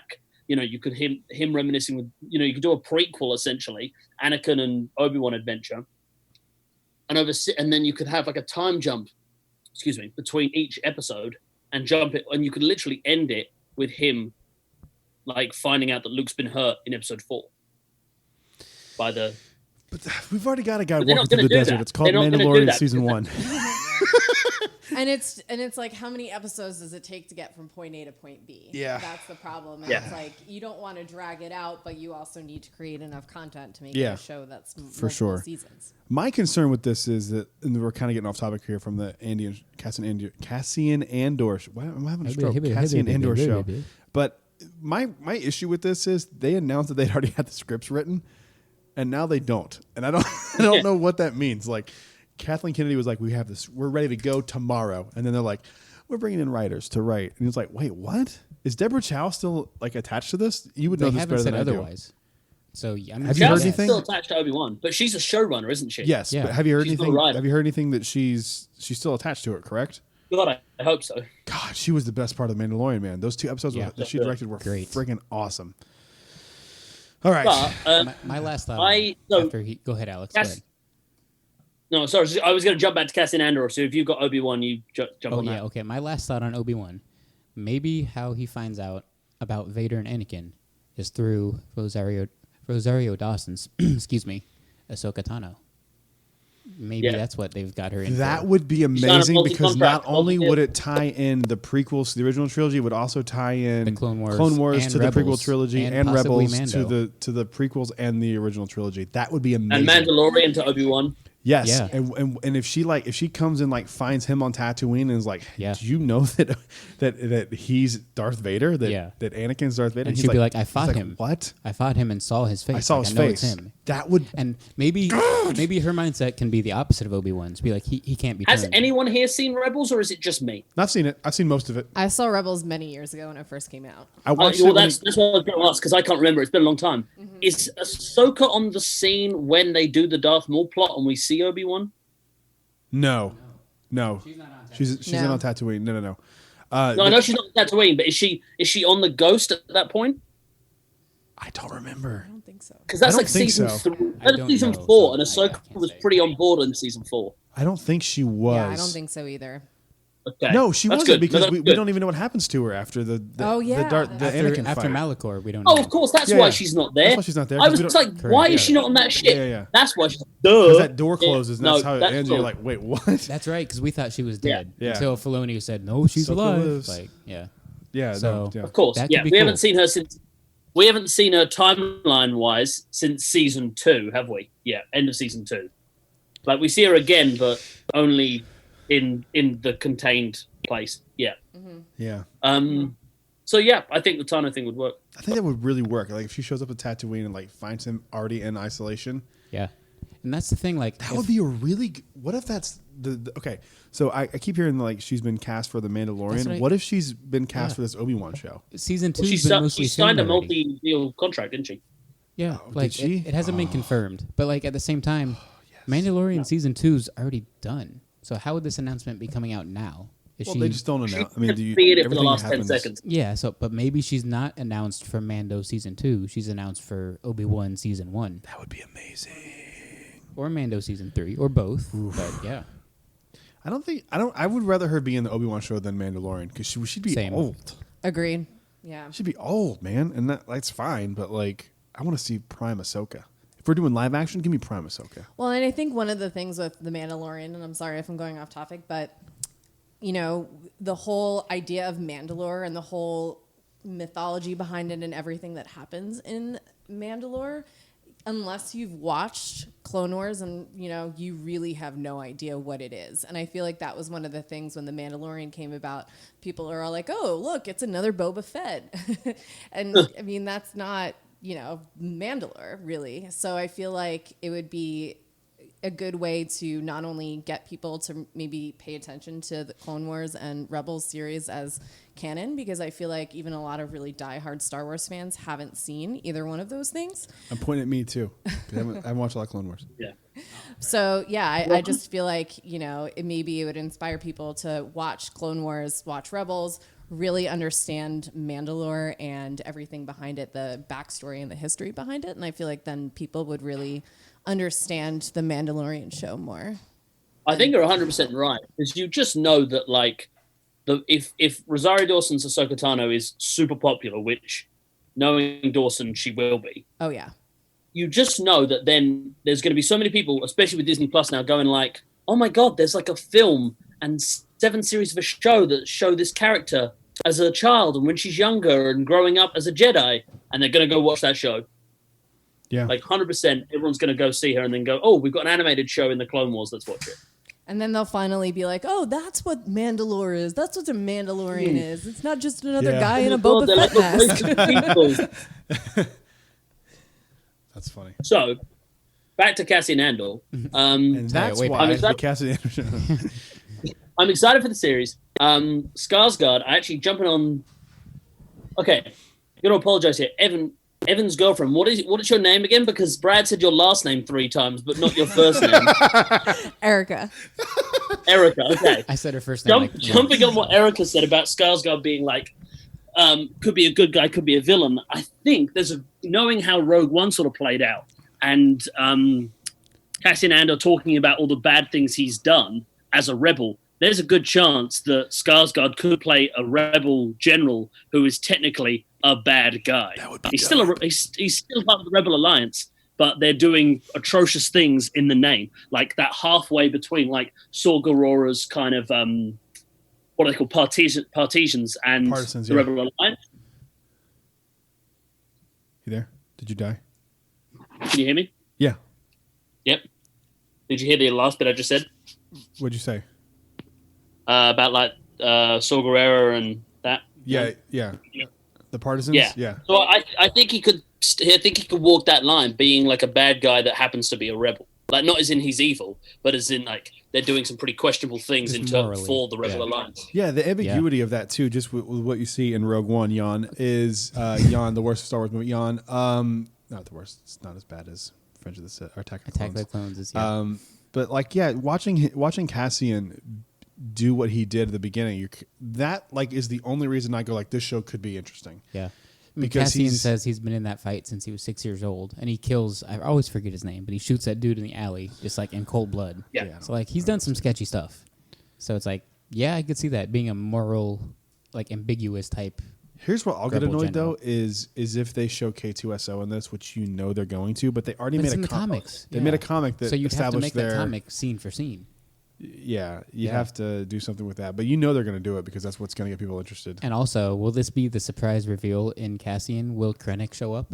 Oh, for sure. Because Krennic, I love him, man. He's my for guy. sure. Yeah, Krennic better show. Krennic is the only reason I like that movie. Right. Krennic and Vader. Come on. The Vader's a Yeah. better not But choke on your Krennic, man- aspirations. Krennic Everything has is to show up. Him doing I love dad everything jokes. about Rogue One. Do what? He is a dad. Rogue One's like one of my favorite Star Wars movies. I so- know. Mine too. Not me. It's one of Yeah. my worst. I don't like that movie hardly at all. I've only seen Loved it it. twice. But speaking times? of villains, Ben Mendelsohn is who plays Krennic, and awesome. he is also a guy that is cast almost always as a villain or a bad guy. Yep. In Yep. pretty much every thing that he does, and there's also a show that he's on called Bloodline. I don't know. Yeah, if Holly anyone's seen loves it. that show. Yeah. So, and he plays the younger brother. That's like, It's a fuck up. yeah, he's kind of a fuck Good up, drug but addict? yeah, but he Yeah. also has like kind of a sweet side to him, and I feel like, I guess one thing I love about sometimes with Star Wars casting is they're really good at picking actors that are very multidimensional and very nuanced, and I feel like Ben is one of those guys. I mean, Krennic's pretty evil. Like we can't really, paint that any other way. I just feel but- like he's more driven than evil. I think Like I he don't had wanna this say idea of misunderstood, but hang on a second. He had this idea ahead, of like what he wanted to accomplish with the Death Star. Yeah. And like it was kind of like along the lines of Hux, where it's like I don't want Tarkin to win. I want to Yeah. win this, and like at whatever and cost, Tarkin I'll was the screw my same way, friends though. over. Yeah. Tarkin was like, I'll screw Krennic over Yeah, to exactly. get my credit. Yeah. Yeah. But he is the poster child for the Imperial War Machine. Like he's like high up, and he wears all his badges, and he likes wearing a cape, and he's like a megalomaniac. Like he's the poster child for what they want, I love what that the cape so Emperor much. wants all I want that. Imperial leaders to be.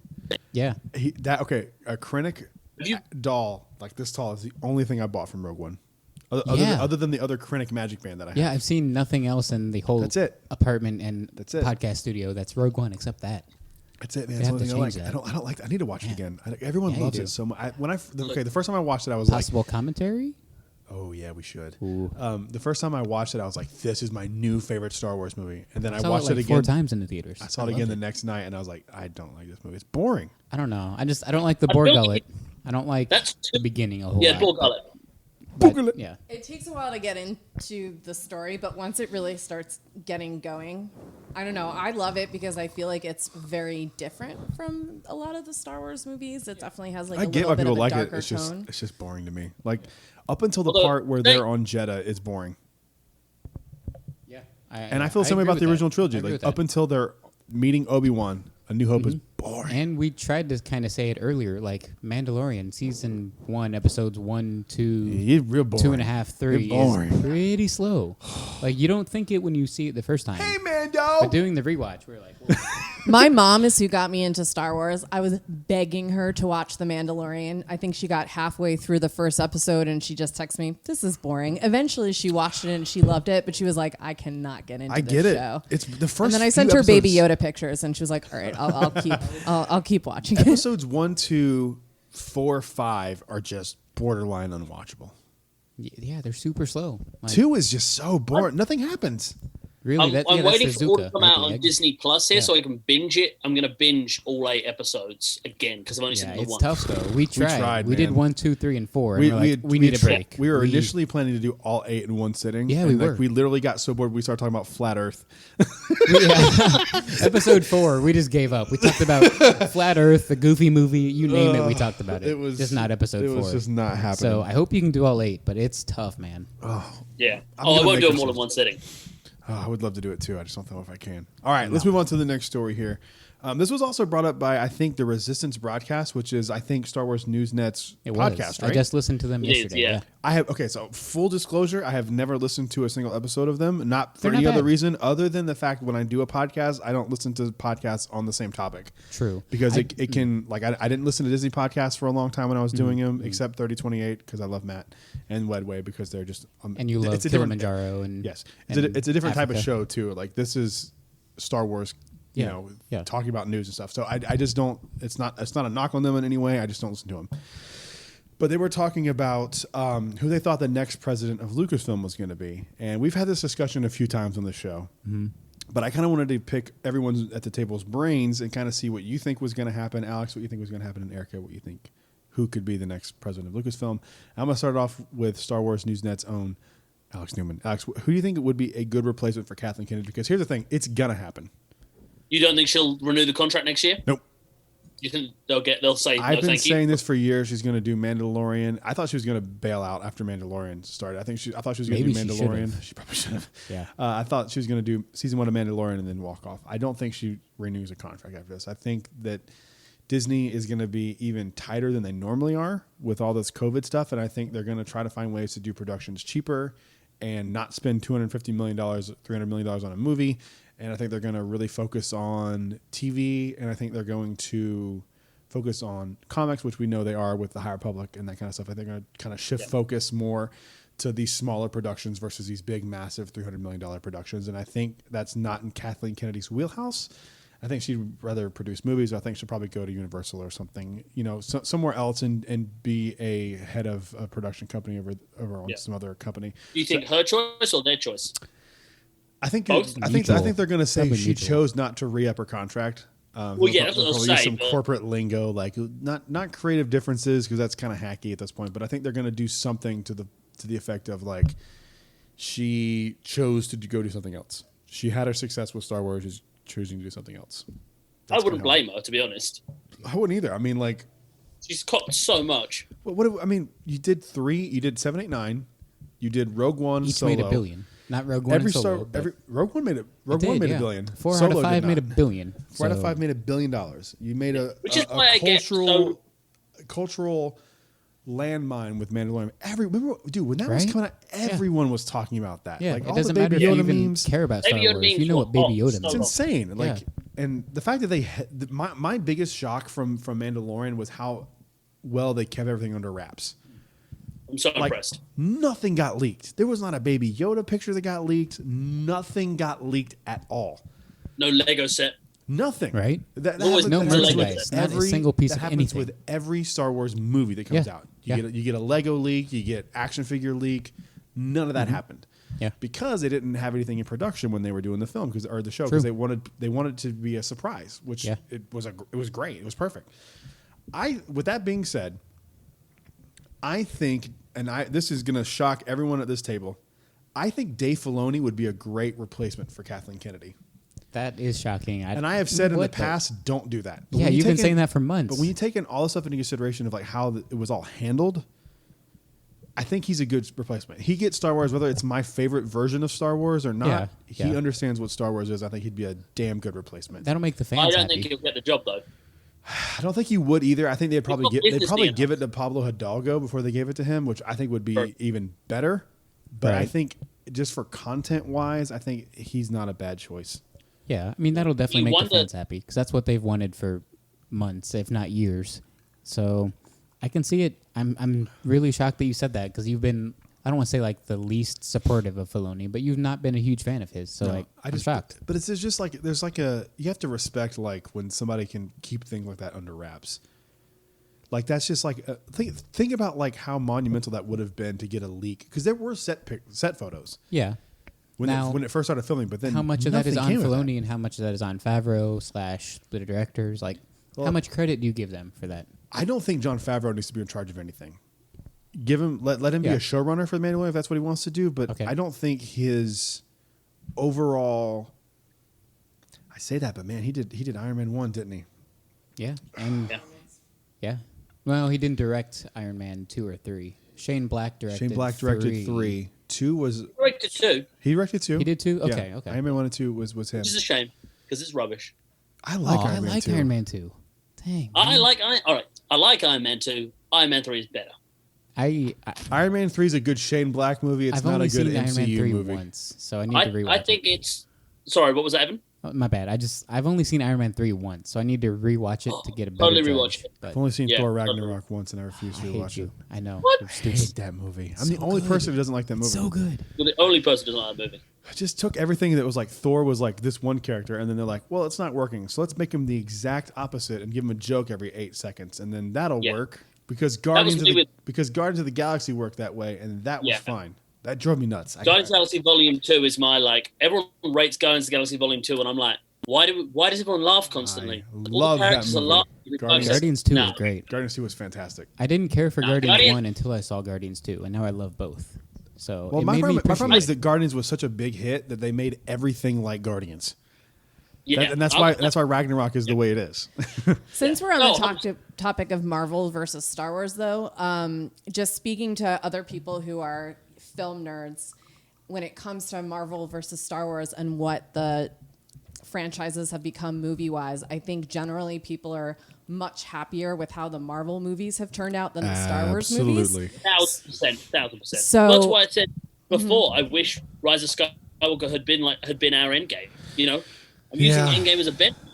But here's the thing, though. Sorry, if Eric, keep going. Endgame, if the MCU was only 9 movies, though, like how do you wrap it? How do you start with Iron Man and end at Endgame then in 9 movies? That's the It problem. doesn't have to be as big as Endgame, but it could touch similar beats, and it's got enough cultural significance that people love touch on. I don't know. I just wish Rise of Skywalker was better. That's all. I love Rise of I mean, it's tough. I wish It's not my every favorite. movie It's not was my better. favorite movie. Yeah, It's like, not- I wish every movie was better, but like it's tough. Like there's nitpicks in all of Well, them, even Marvel. So I mean, as a it's sequel trilogy, Yeah. it could be better. I wish the sequel trilogy had been better. I'll admit that I love it, but I'll admit that. Oh, I do love it. You know what I you mean? do, yeah. I think Yeah. it's my favorite trilogy of all 3. I agree. I think I would. see, when you go back and watch 4, 5, 6, man, I love those movies, and there's like a nostalgia thing. But if you take a step back, there's a lot of wacky shit in those movies that don't make any sense. Yeah. You're not wrong. There's a lot of weird shit that just Some doesn't of it add makes up. sense now. Now they've gone back and filled it in. Yeah, but if you're just But, looking at like- it from the lens of those movies, Yeah, at the time it's like, okay, some of that doesn't make sense. For me, it's probably sequels, originals, prequels. But yeah, the sequels are by far my favorite, and I think it's because mostly characters. Because in the originals, the character I love really was Han and Vader. That's about it. But with the sequels, I grew to love Poe. See, I don't love get the Leia. love for Han. I Han was love never my Kylo, guy. I always so- looked at him like kind of a bitch. Whoa. Like Han is. I've been thinking this recently because I've been writing a bit about Han, and Han must be such a hard character to write in anything because he's supposed to be an absolute dick and like a scoundrel, but he's also supposed to have a heart of gold, which And be works likable. sometimes, and be likable. But most of the time, it's that whole like he's at a bar and they'll be like, "You owe us money," and they'll be like, "Oh, I've heard that one before," and walk out, and you're like. One thing I think too is the whole problem with Star Wars versus Marvel is you have original fans of Star Wars who really hold on to the trilogies, and those people 100%. have really had a hard time embracing either the prequels or the sequels. And they just want to them Star Wars is Luke, Leia, and Han, Yeah. and that's it. Yep. And the way that they're going to be won over is by having these amazing sequels, and there are people like us who will embrace them, and there are people who are just like, nope, unless it's blowing me away and Yeah. Leia is in my face in a bikini, like that's the only thing they're after. And should've put I her on a love The bikini Force crate. Awakens because I think it does a really good job of like tying it in and making it a new Star Wars movie while incorporating all of these elements, bringing the original trilogy in. But I had a lot of people, come to me when I was discussing it who didn't like the movie, who said this is exactly the same thing as A New Hope. And, it follows the same kind of idea and it's not original. But that's sort of the problem too with Marvel. Obviously you have the comics, but they came right out swinging with these brand new movies. And people don't care. That's what I've always thought was odd about all these people who are like Marvel fans, that like they don't care that it doesn't follow the source material. which is so weird. So much of the MCU doesn't even get close to the comics. Not even But they close. don't give a shit. And they don't use the same names, like Civil War. I was like, well, Cap's dead. Yeah, but no. And then it's not at all. No. You're like, wait, And- what? and, What's yeah, happening? In Civil War, the comics, Spider-Man reveals his identity, but like that's not even a topic in the movie Civil War. It's odd, They man. don't care. It's so weird why they don't care. It's you know what I think it is, and this is going to piss off a lot of Marvel fans. I don't know. You but don't care enough to go back and read the source material, and that's why Maybe. you don't care. yeah, maybe. Or The fact a lot that of you Marvel don't know the fans didn't difference even read, is a I've- problem. Yeah, like I've never even read the comics, but I love the MCU. So maybe that's a lot of it. The people like me. I'm sure if you go back and I get at this point, you'd probably go back and read the comics, and they probably would feel really weird. Yeah. and just 'cause I've read some of them since, yeah. but like, yeah, I don't care about the comics, but I love the MCU. That's so weird. Like, that's kind of going like not caring about Star Wars, but loving Rogue One. Yeah, it really is. Like, It I really don't. is. It's like that though, because I'm a massive MCU fan. I could tell you, you know what I mean, facts for days on anything related Yeah, to the films. I could too. But if you go, oh, I have read Civil War, but pretty much anything else, I'm not reading hundreds of Spider-Man issues. I used to work at a comic book store, and Marvel is, I would be very selective on what I'd read. Otherwise, you end up reading hundreds of comics, and I ain't got time to do that. Ain't nobody got time for that. No, and I don't. 90% of Marvel Cinematic Universe fans have probably never picked up a comic or That's read it. it. That's And that's exactly not- it. And that's not a gatekeeping thing. No, I don't no, think no, they're definitely not, definitely not. fans. I'm not saying they're not fans. I'm just saying that's a fact, and Yeah. that's fine. Totally but that's fine. why they're not fussy when they do stuff. That being said, so my favorite Marvel comic superhero is the Incredible Hulk. And I've read many, many Incredible Hulk comics. And I do find that, with the Marvel movies, and I'm sorry for going really off topic. This You're is a fine. Marvel podcast. Welcome to the podcast. But I feel like the Marvel movies sort of take a weird mixture of the comics, and they pull from various source, materials, and it sucks because being an Incredible Hulk fan, I mean, the two movies that were made with the Incredible Hulk are both pretty bad. I do like the way he's generally treated in the Avengers, but I don't think you get any backstory about who Bruce Banner is, why he's the Incredible Hulk, or anything like that. And I do think that sort of takes away from his character in the movies, but with all of the Marvel characters, it's like they took the best parts of all of the comic books, and the thing is that doesn't always make sense. You know what I mean? Like, it's like you take these bits and pieces of character and they don't always mix together, but they sort of made them into a movie. But in order to make it fit together, you have to sort of alter small details about all of that.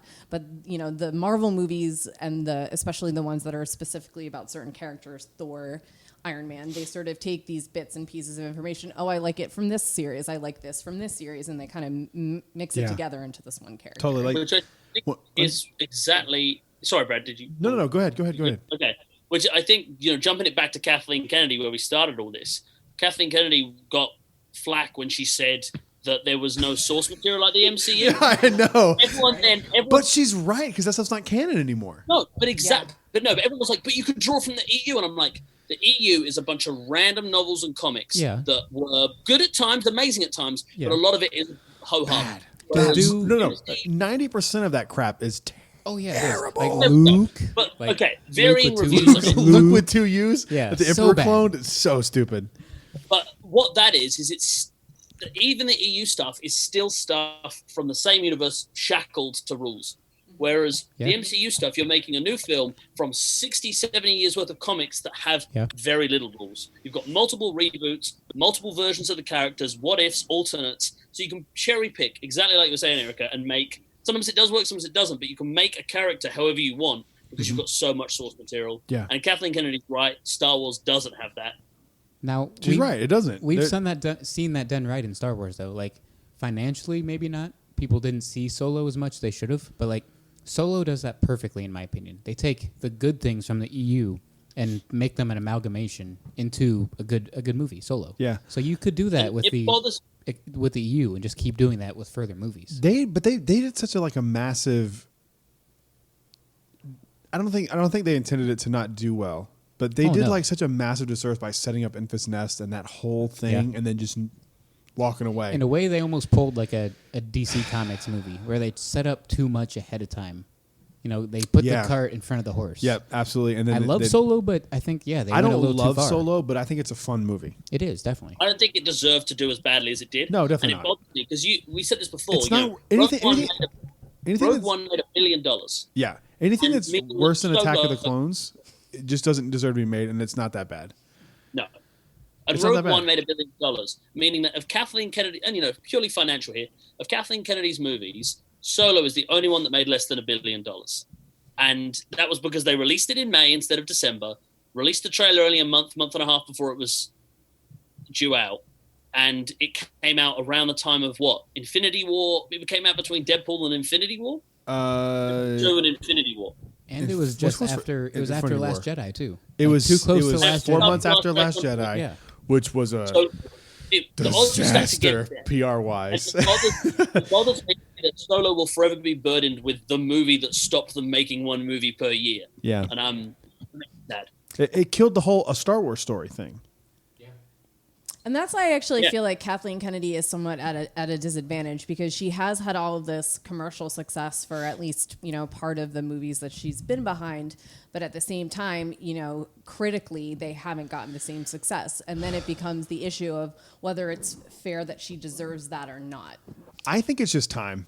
Like if you look now, like online, people are like praising the prequels, which 5 years ago, everyone was just murdering these things. Like when the internet became like a thing and like Star Wars podcasts became like a thing, people were just going on like rants about how much they hated him. And like George Lucas ruined my childhood. Like the South Park episode of him raping my childhood. Remember, like you know what I mean? Like it wasn't a thing to like the prequels. Like it wasn't like it wasn't a thing. Now we're talking 5, 6, 7, 8 years later. People are turning around, and I think that thing is going to happen again with the sequel trilogy. The reason I say that is because I have 2 kids. I have a boy who's 8 and a girl who's 4. And they both are not interested in the prequels or the original trilogy at all. They both love the sequel trilogy. And they love it in a vacuum. They don't love it because it ties back to, this storyline or whatever. They love it because they're kids, and that's, at the end of the day, what Star Wars is made for. How much of that is connected to the fact that they, when things are normal, can just go to Galaxy's Edge? Bentley didn't know that was the same Ray. Oh, whoa. Okay, never mind. He didn't get it. So that shows he you the didn't, movies. He didn't understand the power of those movies. Like when I told him like we can go see Ray. My daughter knows it's Chewbacca. Like she gets that it's but that's because it looks very distinct. But he didn't get that it was the same character. I think the only thing you can blame Kathleen Kennedy for, she gets so much abuse and criticism. I think the only thing you could really blame her for in her run is not planning the entire sequel trilogy out. 100%. I don't. That's the one thing that confounds me. It's a massive oversight. Like you have this chance to restart. Like you have a chance to restart Star Wars, and you don't take the time to go, here's where we start, here's where we end. You can fill in the gaps however you want. As long as we start here and end here, we're fine. The only exception to that, I would say, was I have all the Art of and the visual dictionaries. I love them. I think those books are awesome, and they really give you a lot of canon stuff, like little character names like you don't know. They're all there. But going through the Art of the Force Awakens book, there was a lot of art of them like finding the Death Star ruins. So she and JJ had both said that this was the plan from the very beginning. Now, that wasn't set up well. And I think this is where I think the biggest issue in the Star Wars sequel trilogy was the fact that and I love episode 8, but the fact that episode 8 takes place 3 minutes after the first movie. Yep. That's the biggest problem. Which we've talked about. We talked about this last year. Probably everyone blames Johnson. We blame Abrams. I mean, JJ, like Totally. if episode 7 had ended with Rey like shooting off in the Falcon to go find Luke versus her finding him on the steps, and then like because here's what you can't not show that. Yeah. I've got a point. I've actually been waiting like a year to say this on a podcast. Yes. The Last Jedi is the only Star Wars film to end. No, sorry. Force Awakens is the only Star Wars film to end on a cliffhanger. Nope. No other film does. Nope. First one ends on a celebration. Second one, how does the second one end? Start of the Clone Wars. Third one ends with obviously looking into the sunset. Fourth one ends with a celebration. Fifth one ends with them going to search for Han. That's Empire Strikes Back. Yeah. Sorry. Yeah. Sixth one ends with a celebration. Yeah. 8 ends with what does 8 end with? them flying off into the distance Leia again, saying we have and then everything we 9's need. obviously in the Aiden's with celebration. Broom and then, Kid. and then Tamari Blag. Yeah. Oh, Broom Kid, yeah, 8 is Broom Kid, and then, which again is a setup for the future, and then 9 ends with a celebration. Force Awakens is the only movie that ends on a scene. Everything else ends on an open, wide-angle scene. My entire life, I always felt like them looking out with Leia holding Luke's hand at the end of After he gets his robotic hand. after Empire was a cliffhanger. I classify that as a cliffhanger. It is a cliffhanger, but you can take as long as you want to find Han. They're going to find Han. True. They don't know where he is. Oh, I see what you're saying. Yeah, true. Okay. Yeah, You're saying it's with a like bit- I'm not with a saying there's moment not- where you I'm- have to like it picks like Yes, sorry. boom. I'm not saying that there's not points to come up because the Clone Wars is about to start at the end of 2. We want to see what happens, but you can jump ahead to any point in the Clone Wars and we Yeah. jump to the end. Yeah. Every other one, you have the next director has the option of deciding how long the cliffhangers take. That's Solid 7 is point. the only true. one that goes. You want to see We've what made Luke an does with entire that movie saber. about finding Luke Skywalker. Yeah. Here's Luke Skywalker. I'm handing you his lightsaber. You have to see his reaction, otherwise you Yeah. got to do a time skip. It's a solid point. I hadn't That's thought very about that. true. Yeah, that's a good point. See, this is why I write for Star Wars Newsnet. So, and that's why we think Kathleen Kennedy should be replaced with Lucasfilm. No, Now, in all seriousness, who do you have any picks? To tie Kevin it back, Feige? I think Filoni. I was about to say that. I think Filoni is the best and most likely choice, but I think the most fan servicey choice to connect it with the MCU talk we're saying is going to be Kevin Feige. Like nobody would even complain about that. I would, Well, even though I just said he would be a good yeah, pick. nobody. Yeah, you. Nobody. Say You. it was No, like Kim Pike. basically nobody. I don't know. I wouldn't want Kevin Feige. I think Filoni or Hidalgo would be better, but I think You need Feige- someone who understands the Star Wars universe, Yeah, and that's for not sure. Kathleen Kennedy. No. Because you need somebody who can go. I feel like she gets pitched things that to her she doesn't understand, and so she doesn't make them. Now here's the question: like, You know what I mean? Like in a perfect world, that's like- not. It's her fault, but it also isn't. Yeah. But if you're the head of Lucasfilm, you should be in that story group dude, you should every be in day it like asking us, questions. like we are. Like, The fact that I guarantee you, everyone at this table individually knows more about Star Wars than Kathleen Kennedy does. I was gonna say exactly. Like I it's not that she doesn't. I'm sure she's seen all the movies, but I feel like there's a difference nothing. between Yeah. seeing the movies and really understanding them. And I think that she was hired purely from a business standpoint. Absolutely. And Well, she was handpicked by George. and That was who he chose. and it to makes carry it on. sense. But we all know that even though George might be the father of it all, he doesn't always make the best decisions when it No. comes to the series. No. So, but I do think that Kathleen was hired purely from sort of a business standpoint. Absolutely. And Well, at the end of the day, it's a thing, though, business. But still, I feel like if you really want to, It's a business please based on the- creativity, though, and you have to have Yeah. people who know what they're doing. and it's also, I mean, let's be real. Like Star Wars fans are one of the toughest fan bases to really please. And I think that, she was trying to juggle, like you said, your kids are getting into the new Star Wars, and that's a huge part of it. I definitely think that the younger generation, these are the Star Wars movies they're growing up with, and these are the ones that they're going to love and really connect to. And she's had a really tough task in trying to get the new generation in while also making the older generation of Star Wars fans happy. Yeah, and that's not easy. I don't think it's possible, honestly. I don't think there's. I don't anything think they it's could have possible done. either. I don't think there's 100%, anything I you think- could do. I think Yeah. people who are just not going to like it are going to go in with their hands folded, like Exactly. I don't like this movie. Yes. Well, Mandalorian you comes know close that as though. really Hey, empty hey, hands. hey, I was like, Alex, you know that because people were reviewing The Last Jedi before they Before. saw the movie, Yeah. and giving it like 0% on Rotten Tomatoes. So like, those people are going to exist, and the only reason they attach themselves to Star Wars is not because they love Star Wars. Because if you actually love Star Wars, you'd give it a shot. Yeah. And whether you like it or not, that is your choice. You can, Yeah. and I totally get why people don't like The Last Jedi. But like to like that'd be like me reviewing the Clone Wars without seeing it. Like Right. you can't do that. You probably it makes could, no sense. You sound like a mental patient. Yeah. Like You the can't fact do that you- with anything in life. You can't No. say if you like a food before you try it. It's why You I get can't, so like- mad. People are like, Rise of the Resistance is my favorite ride. Have you ridden it? No, I've but I've seen seen YouTube. your YouTube videos. Even Well, though it's not riding it though. Even though it is the best, still, is the best. Write it for yourself but before like you say. can't make that. No, You can't not decide. at all. There's a big difference between watching a Pirates of the Caribbean video on YouTube and then riding Pirates of the Caribbean at Disneyland.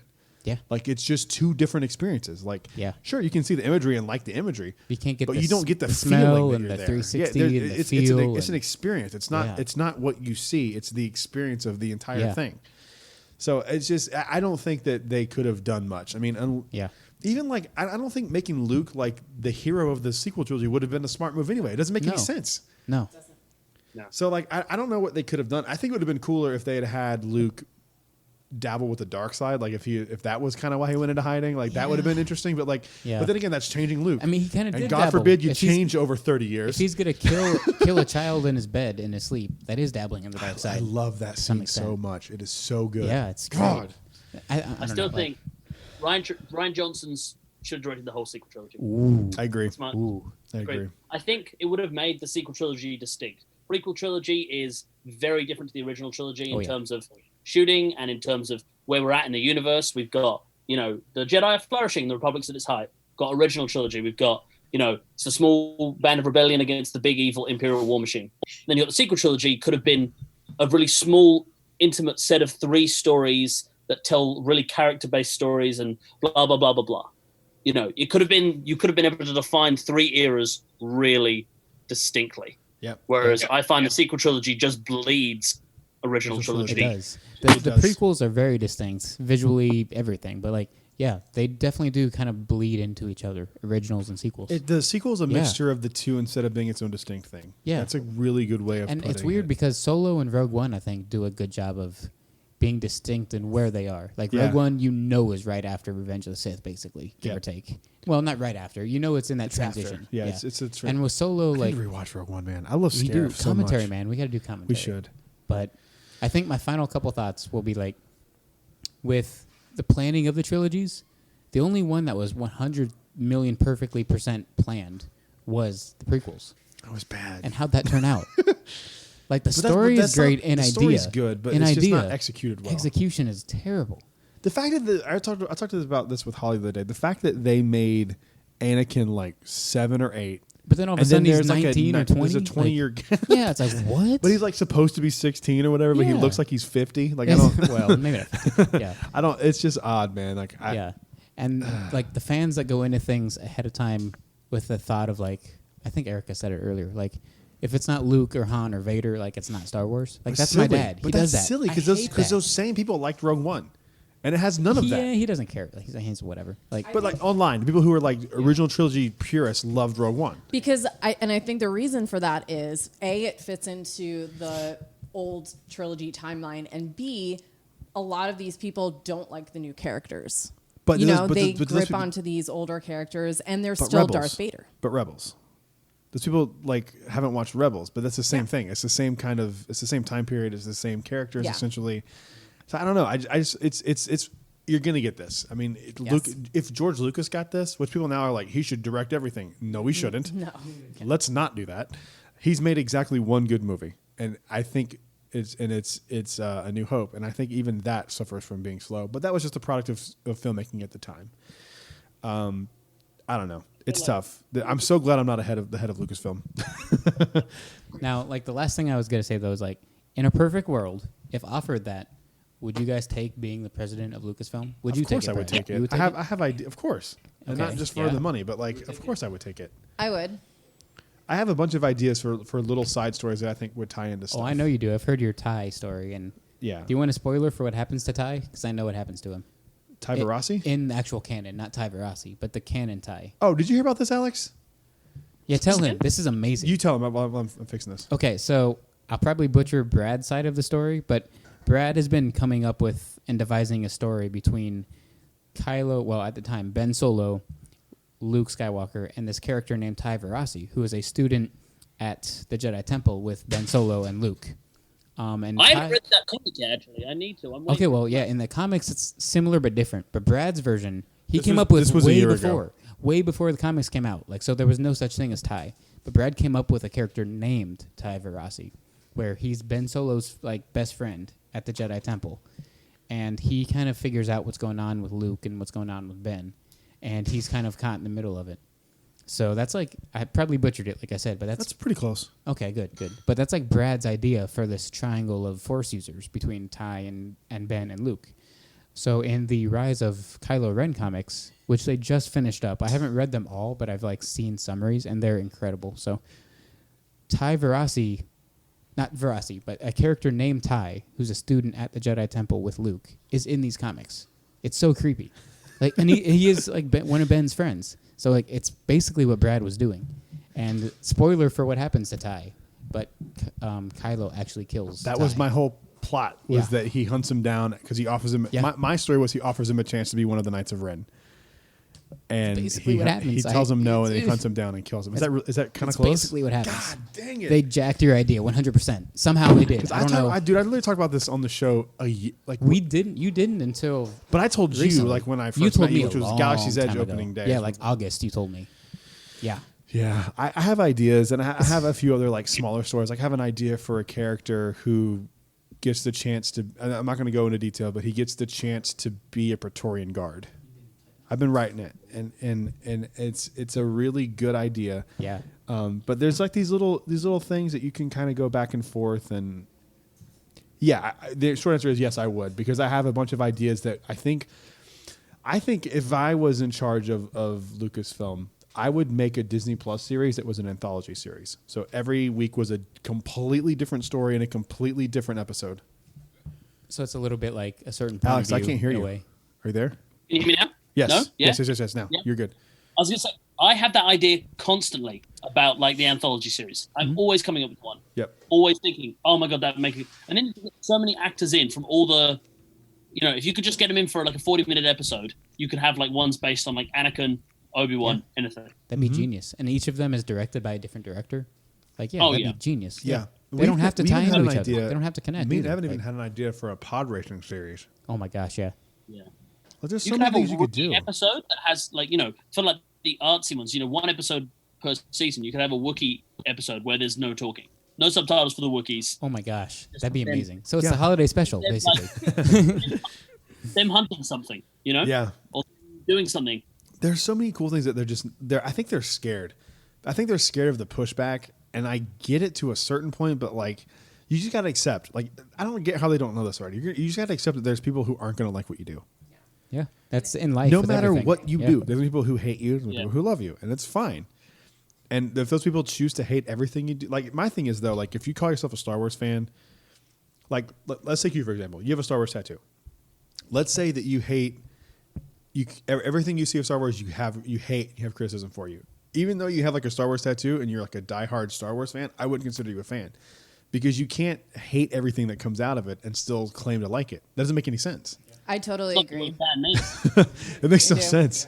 Yeah, like, it makes no sense. But I do think, I would love to say that it's like a certain age of fan, but I'm noticing it from all ages. Yeah. There are just some people who cling on to the original series, which, 4, 5, and 6 are great movies. It's what started the whole thing, but they're not perfect either. No. I don't think there's, you can There's no find the such thing. best movie out there and you're still going to have criticism. So, and I'm one of those people too, when I saw The Last Jedi, I liked it. I didn't love it. I liked it. I didn't like it. I was have weird about it. Watched it now many more times, and that's one movie I've grown to love, really. Me too. So, I think that's what happens too. And it's funny, I have this one friend, he's kind of critical of everything though, so I hate to almost bring him up, but I just feel like he's like, everything that Abrams touches with Star Wars is terrible. Well, And that's I silly just to think say. that is exactly, it's so, to me, so silly. And you even if you don't love The Rise of Skywalker, there's good things in that movie. For sure. So if you're gonna sit here and tell me that everything is terrible, I think you're nitpicking. You're Absolutely. really just trying to find the bad, and I think that's just unfair to do in any movie. The introduction of Rey in The Force Awakens itself is just brilliant. Like, Yes. come on. Like, that's just, to say anything or like to say it's all good or all bad is silly both ways because it's not. It's not. There's bad. There's stuff in Attack of the Clones that I'm sure if I went back and watched, I would like. Yeah. Now, like each character introduction in The Force Awakens is amazing. Like Kylo's is perfect, Poe's is perfect, Rey's is perfect. They're all perfect. The only one I have issue with is Finn because he's like, I gotta do the right thing, and then kills his friends. That's true, and that's a problem. To some extent, that's a problem in the whole sequel trilogy because he's just openly, willingly blasting every stormtrooper he sees. So it's Yeah. like they could have touched on that better, but like PTSD though, I there's guess. so many different storylines. So like I get how that kind of gets pushed away, but like I don't know. It's tough. It's a tough job, man. I don't Yeah. envy Kathleen Kennedy. But I don't you would envy do the it. person who We would do it. I would do it, but I don't envy it, but I would. But do it. I would take it a different approach. I think Yeah. whoever is coming in needs to seriously look at Star Wars and go, okay, here's what we don't need to do. We don't need to copy Marvel. No. We don't need to We've copy tried that DC. kind of. We need to do our own thing. Yeah. And whatever Embrace that is, it. like You're different. Embrace it. for me, this is the first thing I would do. I would approach it. I would go, I'm going to take each trilogy and I'm going to start making projects based on each one of those trilogies. So you have something that will suffice every fan base. You'll have the prequels, the original trilogy, and the sequels. And then I would go like, okay, which direction do I want to tell stories with going with that forward? Do I want to go back further or do I want to go ahead? Right. I think it's more interesting to go ahead. For sure. 100%. Because you don't know what, I mean, who the hell knows what's going to happen? Like, how cool would it be to find out that the Final Order actually exists with some like rogue commander on one of the ships that like is still around? It probably will happen like that. Yeah. And in a way, I think accidentally they've kind of done that. Not to the full extent they need to, but like finishing Clone Wars has been like, okay, this is prequel era. Let's touch on that and finish it. And then they're like, okay, High Republic, that's before the prequels. The High Republic thing, I was really excited about until I found out that it's only 100 years, 200 years before. It's like 150 to 200 before the Battle of Yavin. Not before the prequels, before the Battle of Yavin. Like, which means it's like 70 years before the like what? Which means, like you've said, they want Yoda, young Yoda. That's why. They just want young Yoda. But like, do you know why it is? It's because they're still developing an Old Republic series. One of the films will turn out to be an Old Republic film. Well, that was rumored for the guys that did Game of Thrones, right? That was the thing that they were allegedly working on. Yeah. Well, there's also talk that that's Rian Johnson's movie, blah, blah, blah, blah, blah, all that kind of stuff. That's not happening. 100% that's not happening. No.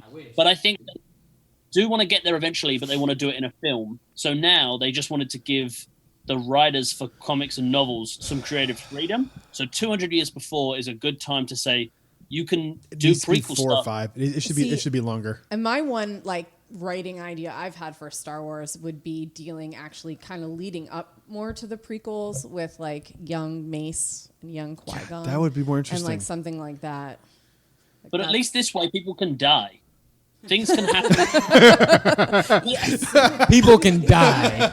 That's what we want. We want death. But things can happen to the Jedi that they don't talk about in the prequel trilogy. Yeah. You know, big monumental stuff can happen that then every fan doesn't go, well, why didn't Mace mention that in the prequel scene in episode 2? Like, you know, you can literally have things exciting and spontaneous and crazy things happen that don't have to reference any of the trilogies. I just want to make sure that they don't just go like, you don't get like these characters who are like, oh, that's clearly like the Luke Skywalker character. You know what I mean? Right. Like I don't you don't want like stand-ins. I don't need a Jedi original who falls to the dark side. Yeah. You know what I mean? Like I don't want to go there. Like I just plus all the designs I saw just look like really kind of mediocre fan art. To me, they're generic fan art Jedis, but who knows? They look.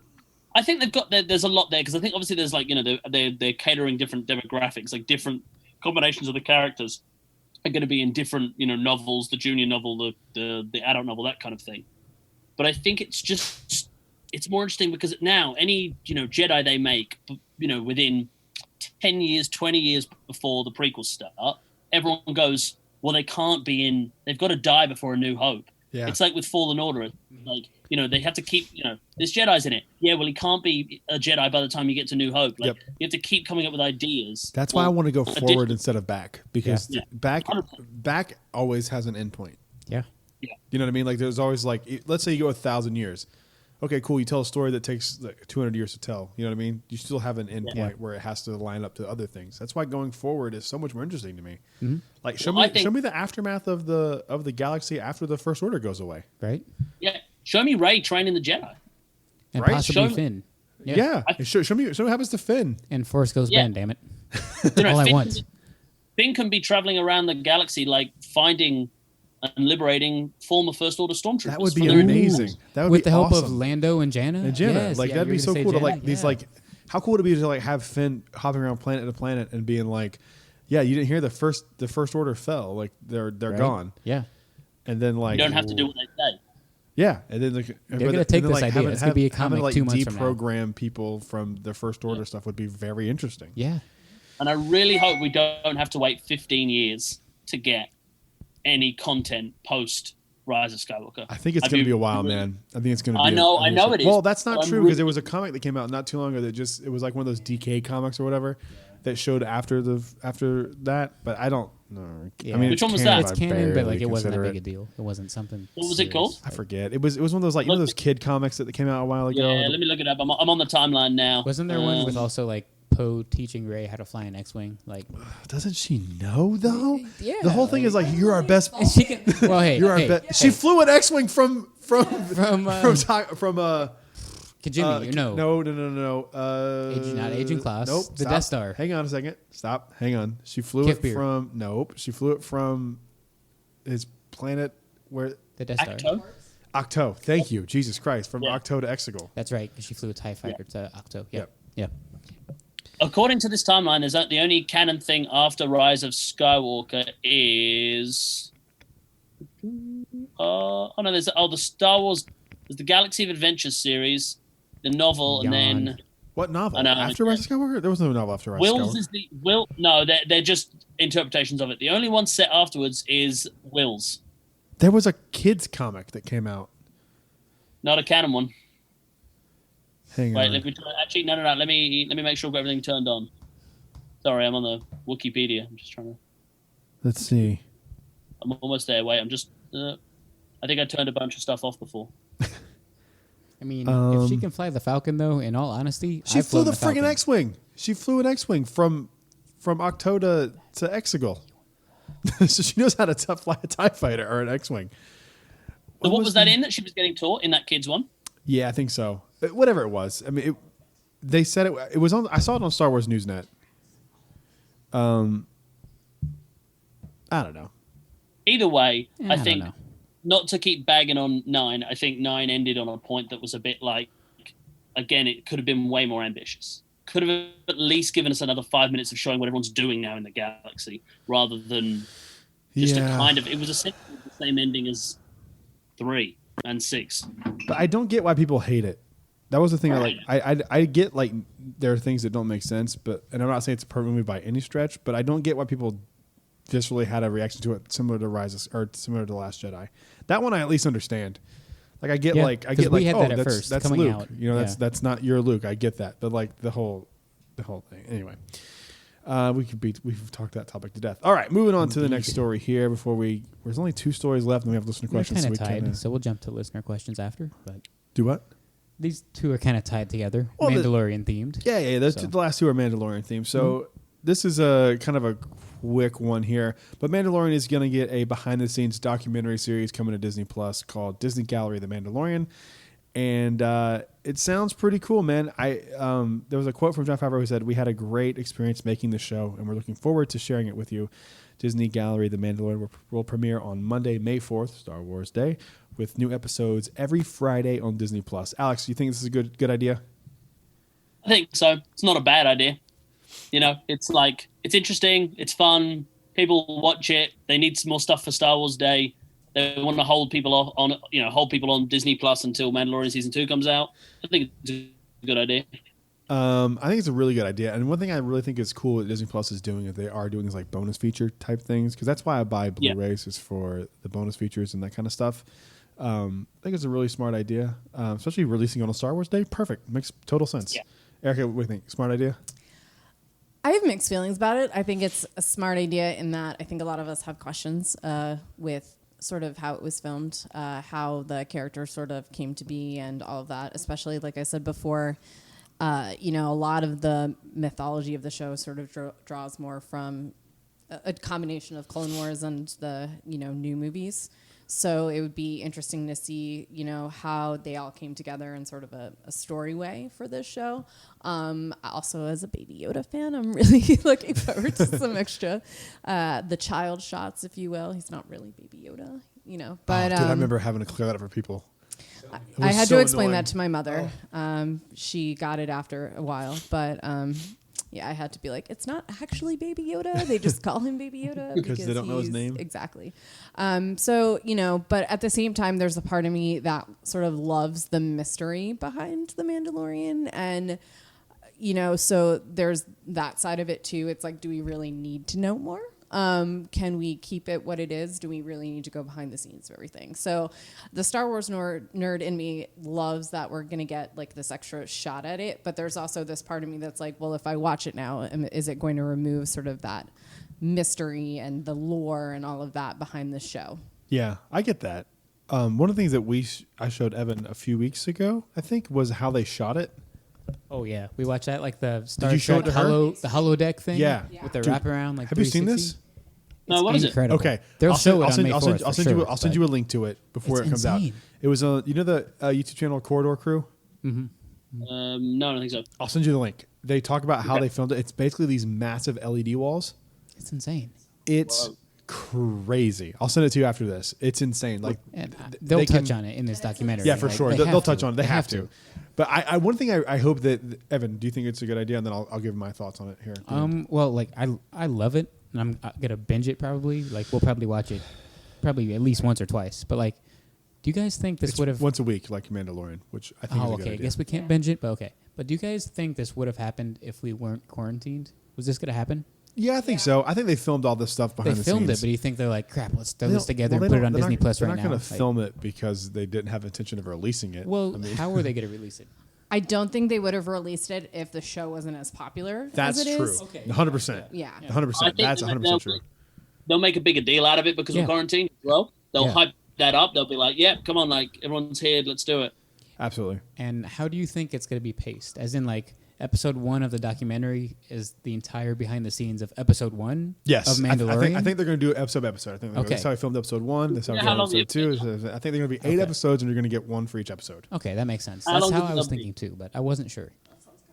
Yeah, I think that's how they're going to do it. I think there's really no real other way to do it. I No. mean, like, because it Unless would you feel dedicate- scattered unless you made it like a Unless documentary out unless of it. like episode 1 is like ship design, episode 2 is like costume design, episode here's 3 the is like thing. Baby Yoda design. Like, we say it sounds weird, but like that's how they do Director of the Jedi. yeah, And that's how they do the bonus features on Rise of Skywalker. Is they Rise go of Skywalker they go is chronological through through the through whole the film. film. Yeah. Same thing with Director of the Jedi. It Yeah. kind of goes through the whole so they're film going process. to do the same with this. And Do we know I how long imagine. each episode's going to be? No, 8. they don't tell Oh, me. yeah, we don't know. It's I would just 8 guess episodes. 15, 20 minutes. I don't think it's going to be longer than that. I'm I'd say hoping 15 is 20. probably the long side of things. Yeah, I'm hoping 20 at least. Yeah, but you get 20. Hard to say. But yeah, I'm excited for it. It's going to be great. Like, Sorry, you it's a say great 20? idea to do. You probably get 20. I'm saying 20. 20, yeah. Yeah. It's about that. I But would it's a great assume. idea. I'm going to watch all of it. Gonna love it probably. And we'll learn things from it. Like, there's stuff that we didn't know from the Director and Jedi, from the Skywalker saga, how much of episode 9 was practical. Like, Dude, did you have you watched the bonus features for Rise of Skywalker, Alex? No.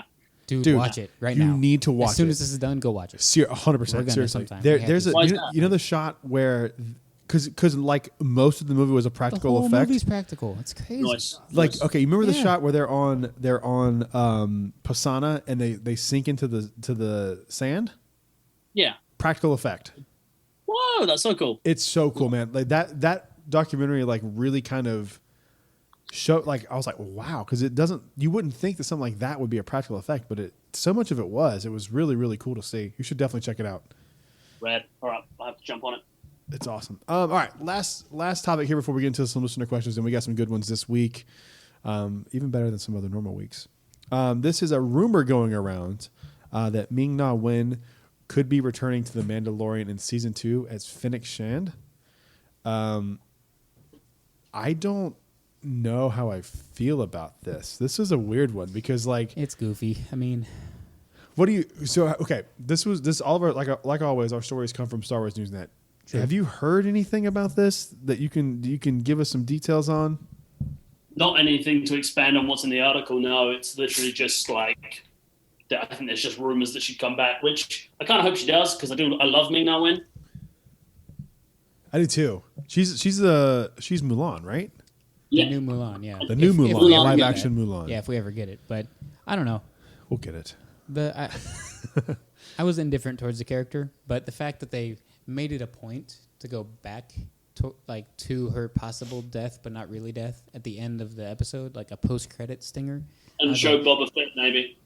Potentially Boba, potentially Cad Bane, potentially. I wanted Yeah, to be well, Cad Bane so Cad Bane bad. would I be want to be sick. Cad Bane That'd be so bad. sick. But like the fact they went back to it means they have to do something. I wish they didn't go back to it because like I really don't care. But now that they have gone, I care. Like you have to tie that up somehow. It has to end. So I'm excited, but like I wish it Didn't wasn't. it, a like thing. I thought they killed her. I did too, but apparently It's not. shot in the stomach. You could survive Right. that. I mean, Yeah. Yeah. Ben got shot in the stomach too in The Force Awakens by a and bowcaster. by a which bowcaster fucking that was- blows people away. that was murking people the entire movie. Yeah, which was a point of the movie, and people freaked out about. But side tangent. But yeah, like so, I guess she's not dead, but I wasn't too intrigued by her character, but now the fact that they're like, she's alive still, I guess I gotta care. So, Weird. Yeah. Between that and hopefully whoever, whether it's Cad Bane, Boba Fett, or another bounty hunter that we hopefully know, between that and then the bunch of bounty hunters that he put in the jail cell, they're setting up some nice kind of like the Bill Burr episode.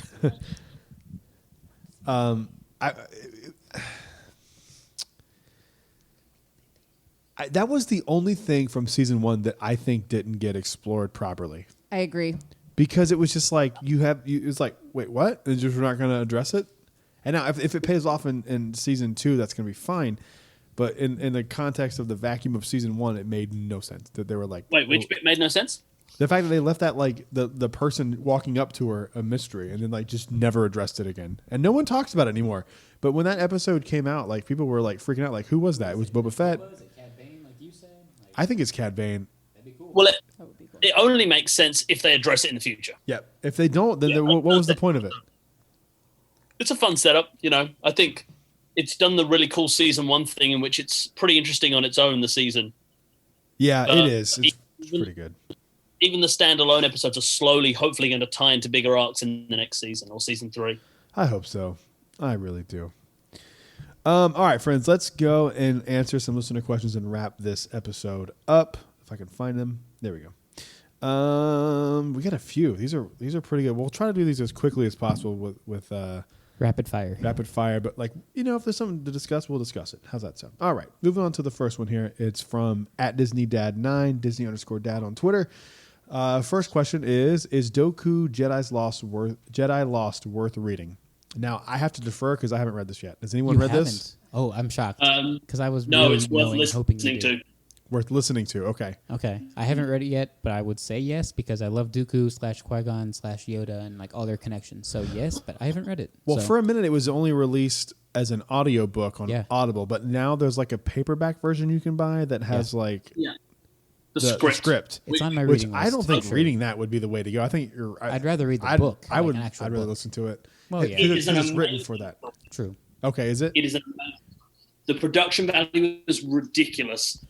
You get so much more info on. If you're a prequel fan, you get lots of intro on information on Ventress and how she came to be. Ties into the Clone okay. Wars.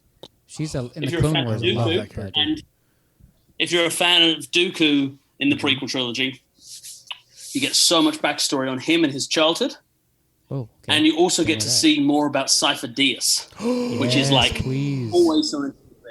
Yeah, I messaged you told after me. I listened to it. I know. Dooku I know. I got to. Okay, now this is what I'm doing this week. I'm gonna listen to this because I Jeez. thought Snoke was gonna be Cypher Diaz for a long time. Could have Yeah, been. in this, you find out at the start, Dooku and Cypher Diaz were best friends at the Jedi Academy. Jesus. We knew Okay. that. Grew up together. Which I don't want to spoil it for the Clone Wars, but yeah, which in the Clone No. Wars something happens between them. So Wait, is he in the? He's in the Clone Wars? who? Master Cypher Diaz? Yeah, Are you serious? yeah. He's on Obadiah. The Pikes are involved. It's a Okay, whole, I gotta watch these because I have love to the go, yeah. idea of that character. Because the only thing I know of that character is what you get in Attack of the Clones. That Master Cypher Diaz. We get a little bit in Force Collector too. Yes. Yeah. Oh, did you read Force Collector, bro? Dude, Read Force Collector. so good. That was That's my favorite, books. book I've read. I've only read God. like 5, but that's my favorite book I've read. So So good. I love that book. We're gonna get him on after the quarantine ends. We're gonna get the author of that book on. yes, please. I can't wait. Bring me in for that because I want to Sure. talk to him. Or Done deal. Listen Yeah, to absolutely. Okay, follow up episode to this question, or sorry, question 2 is follow up to a previous question I asked. What do you think would be the best way to tell Maz Kanata's backstory? Novel, comic, movie, miniseries on Disney Plus. I think I would prefer a miniseries.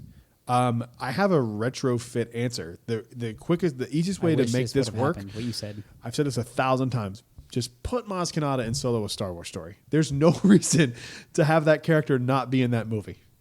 The freaking cantina that they like. What if she owned more than one of like the castles? Like she could have a castle in Takodana. She could have had the castle where you meet Lando for the first time, and at the end. If they'd have just made that at the end, like have Maz Kanata just serve Han a drink, and he's like, "Thanks, Maz." Or at the Like, end, that's Takodana, where he beats Yeah, Lando something. in the game of Sabacc. How on did they Takodana. not? This is part of the problem. Like, how do you not think to do that? Because when you're doing the Force Awakens and he's like, "Hey, Maz," like it's almost like we're supposed to know who she is. To the point that when I first saw the Force Awakens, I was like, "Who is that?" Yeah. Am I missing something here? You question your own knowledge. You're Yeah. like, wait, did I forget about her? Was she in this Was she in book? something? With And this like, comic? and Like, there's no. nothing. Yeah. There's nothing. Yeah. And And then it's she's so like, "Where's strange. Chewie?" So it's like, "Oh, she knows. She Chewie. knows them. Yeah, and It's then to the That's a point weird to the point that she Force calls him Awakens. Chewie. no, she calls him my boyfriend. Where's my Where's boyfriend? she I like that Wookiee. Yeah. Yeah, you're right. Yeah. She And does. he's like, Chewie's back at the But Falcon. Chewie's on the Falcon. that's one of the odd things about Force Awakens is that it does this. Abrams, I think, said he wanted 7 to be like 4 because he wanted people to have a jumping off point and for people to be familiar with the blah blah blah, which is fine, I guess. But the problem is, it's so similar to 4 in some ways, and then does things like that where you're like, what? Like, why are you assuming? Like, they act like you know things when you don't, and then they do. Yeah, it was just an odd choice to have them act like best friends, and you'd be like, we don't know who this is. So go ahead. Sorry. No, and obviously, I mean, we can't remake Solo, but I do think she's one of those characters where there's like, Star Wars nerds like us who are like, tell us more about Maz. And then there's people who are like, meh. I would love to know more, but I feel like that's something that would be best explored, I think, at this point in a book. Yeah, she's in the Rise of Skywalker novelization quite a bit. Yeah, and she's in Force Collector. My thing is, and I she's don't- in the comics too, but like she needs her own. I think comic series. I don't would be the need best. to know more about her. Yeah. I need to know more about how Han knows her. Yeah, Because for I sure, don't care about for her sure. character. Like I've Yeah. got enough. I get it. She's like she owns a bar. Blah blah blah. Yeah. That's fine. Yeah, But you have Yeah. to establish how they know each other. and that can be easy. Just Han was looking for a bar, and he landed at the bar. Like, And they became friends. Like it could be something super simple, but like Yeah. you have to explain that because we're all here watching this from the outside. yeah, And Like, we're all how do like, they how do they know each other? Like, Like, I've what? never seen this character before in my life. How Yeah. does he know her so well? When you feel like you know Han, you Yeah. don't because he's not a real person, but like you feel like you know these characters. And the fact Yeah. that like if you and me were like really close like we are, or even Alex, and like you had somebody that you were friends with, but you never introduced me to them or even mentioned them, and you're like, oh, it's my best friend. You'd be like, wait, what? Exactly. You've never brought this person up to me ever. Like I Oh, don't by the understand. way. It'd be jarring. It wouldn't make any Yeah. sense. And you'd be like, I don't feel how this like is. how you didn't is know right. Erica was real for like Yeah, exactly. 2 Like months. she was like a ghost for Yeah. like a while, Yeah. and then now she's here in person. I'm just a Force ghost. Are you a She's on- projection, a Force projection, or Force ghost? Oh, Force ghost. Ooh, I'd say I would have used projection because now you're dead to me. whoa! Ghosts are dead too. Like what? It's dead either way. So If she force projects too hard, she's going to be dead to you as well. oh, that's why I Jeez. love you. You're the best. Man, ouch. So if we were going to give Maz's backstory, what do you think is the best way to do it? Marvel. I'd say Marvel. a Marvel, Movie, Comic novel? or a novel? moozle. I would say comic, as long as they don't do that classic comic book thing where it just feels like a really weird story. I think it'd be like a 4-episode or 4-issue arc. Like Yeah. the Rise of Kylo Ren. They Something gave- huge was only four issues. Hang on a second. Something huge. They gave DJ They did, a comic series, a Yeah. 4-part but comic. not series. Maz. Hey, No, DJ got a one-off. was it a one shot? I thought it was a 4-part. One shot. Oh, it was a one shot. Okay, I think I own it. It was a thick one shot. Okay, give Maz a one shot. A one shot Huh? or like 2 or 3 issues. Nothing major, just something. Just give me some I- backstory. Like, Yeah. show I it. like Mars, but I don't find her particularly compelling. I don't I'm either. not like I don't either. I just want to know how she She knows could Han. be though. I feel like she could be compelling.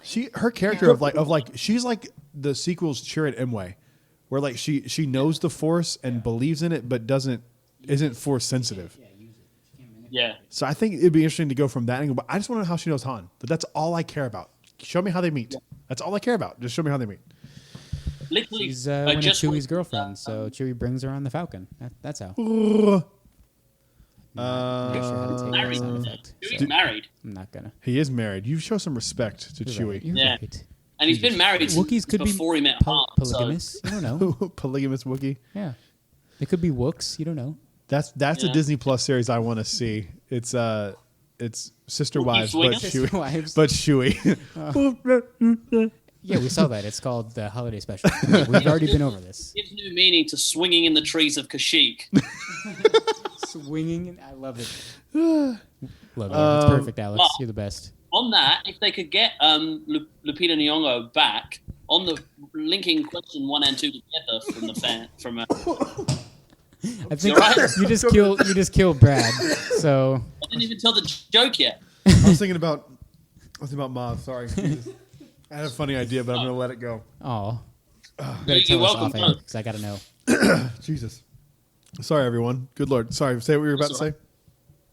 if they can get Lupita Nyong'o back, I would listen to an audio drama of Maz. I think that, like they've done with Dooku Lost Jedi, I'd listen to like a 7-8 hour, whatever it was, audio play. Because she's got an interesting voice and I like listening to her talk. Yeah, she's awesome. She's great. Everything she does is awesome. One other thing about that you find out in the Rise of Skywalker documentary, the making of, is that the thing you see of Maz Kanata on set was an animatronic. It was a practical effect. Creepy but cool. It's crazy, man. Love it. It's cool. All right, moving on to the next thing before I choke to death on another sip of my drink. This comes from a moon-shaped walrus at moon_walrus on Twitter. What does Disney need to make the ideal/perfect Star Wars movie? What would you do with the franchise going forward? We kind of actually answered that, and I didn't see this until just now. So I don't. Yeah.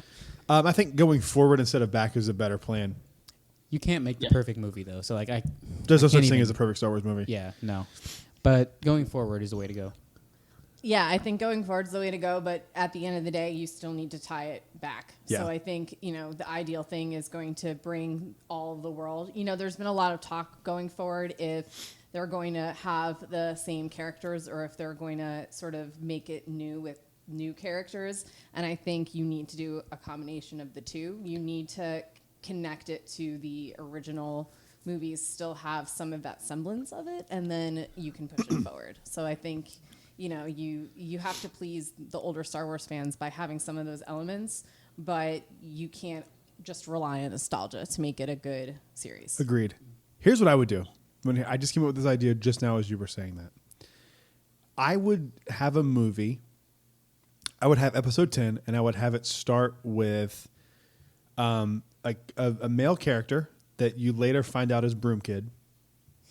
And I would have him being on Tatooine, and the Force brought him to those two lightsabers. Ooh.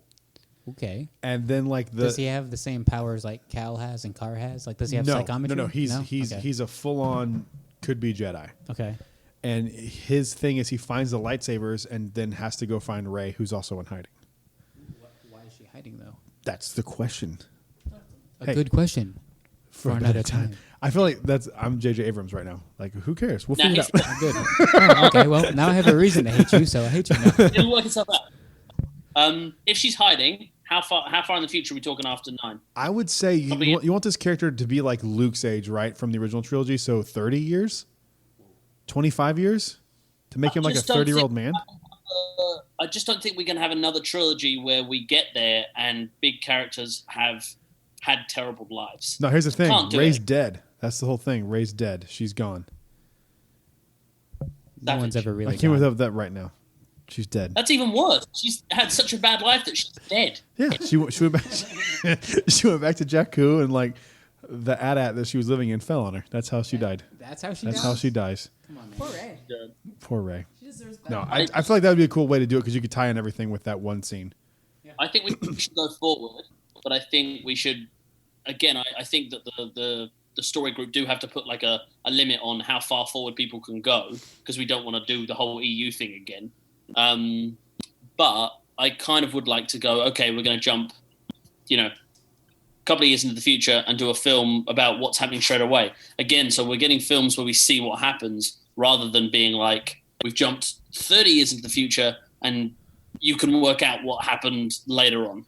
Well, I think we don't have the time to sit here and set up the entire galaxy at this point, 30 years in the future. But I think I think there's a lot of stuff you could do with that. I mean, like, what if Hux had a kid and finds out that his dad got killed for being a traitor? Like, how does that affect him? Like, there's a lot of things you could do that and that's why I think the freedom of going forward versus going back.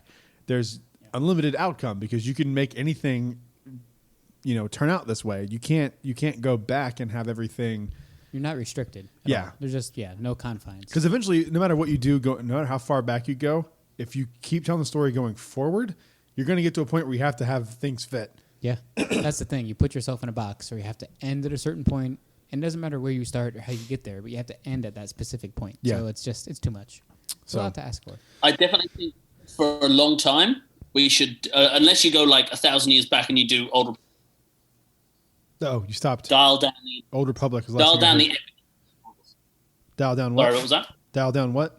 The stories. I think if you go forward, doesn't have to be the planets getting destroyed, galaxy ending kind of stuff. Yeah. We don't need to constantly do that. We can have another movie movies set in the future that just deal with smaller characters, smaller events, that sort of thing. Yep. I think I'm with you. We Bring the can't have. I scale don't of it want back. cataclysmic events every single movie. Yeah, I'm with you on that. I'm still recovering from choking a second ago. This comes from Brandon Dean at Leel Boy Bradnon, Bradnon. Weird. How much do you think Galaxy's Edge will be affected by COVID-19? I'm guessing immersion will be pushed to the side to some degree in favor for better storytelling. Or I'm sorry, for better selling for better selling merchandise like the Baby Yoda stuff a few months ago. Evan, you're the expert on Galaxy's Edge, man. You're the only person I know who spent the most time there. I kind of hate and kind of love that. So, to be honest, I don't know if the immersion's really going to be affected too much. Like the walk-around characters, all of them except Rey aren't face. Like Chewie's not a real What are you face. talking about? Like the walk-around characters in Galaxy's Edge. Who's your Like, girl? That one chick that no one cares about. Who's not as cool as Kylo. So she's from nowhere. No, not Rey. The other girl, the spy. Oh, Vi. Narati? Narati. Vi. Yeah. Okay, I feel bad. That's how long it's been since I've been there. I forgot Wow, about Vi. you forgot about Vi. Vi How's she is gonna like, feel? Vi's like my secondary crush. So, yeesh. Well, secondary. Yeah. Wow. Who's Kylo's first? first, of course. Well, I think we know who the first one is. Yeah, Kylo. I just said. Oh, Yeah. Right? So- you buy, huh? Sadly, we might get less Rey and less Vi. I hope not, but same amount of stormtroopers, same amount of Kylo, same amount of Chewie. But the First Order lieutenant, he might decrease too. I think all face characters are going to be bye. You're not going Yeah. to see Rey. You're not going to see Vi. You're not going to see anybody. I think you might even not see Chewie. I actually disagree. I think that you need those characters to make Galaxy's Edge. Do I think we'll see them as often? Maybe not. But I do think people love Galaxy's Edge for that. And I think the one thing that will really affect it is they may bring back boarding groups, not just to Rise of the Resistance. They may bring back boarding groups in general to get into the land.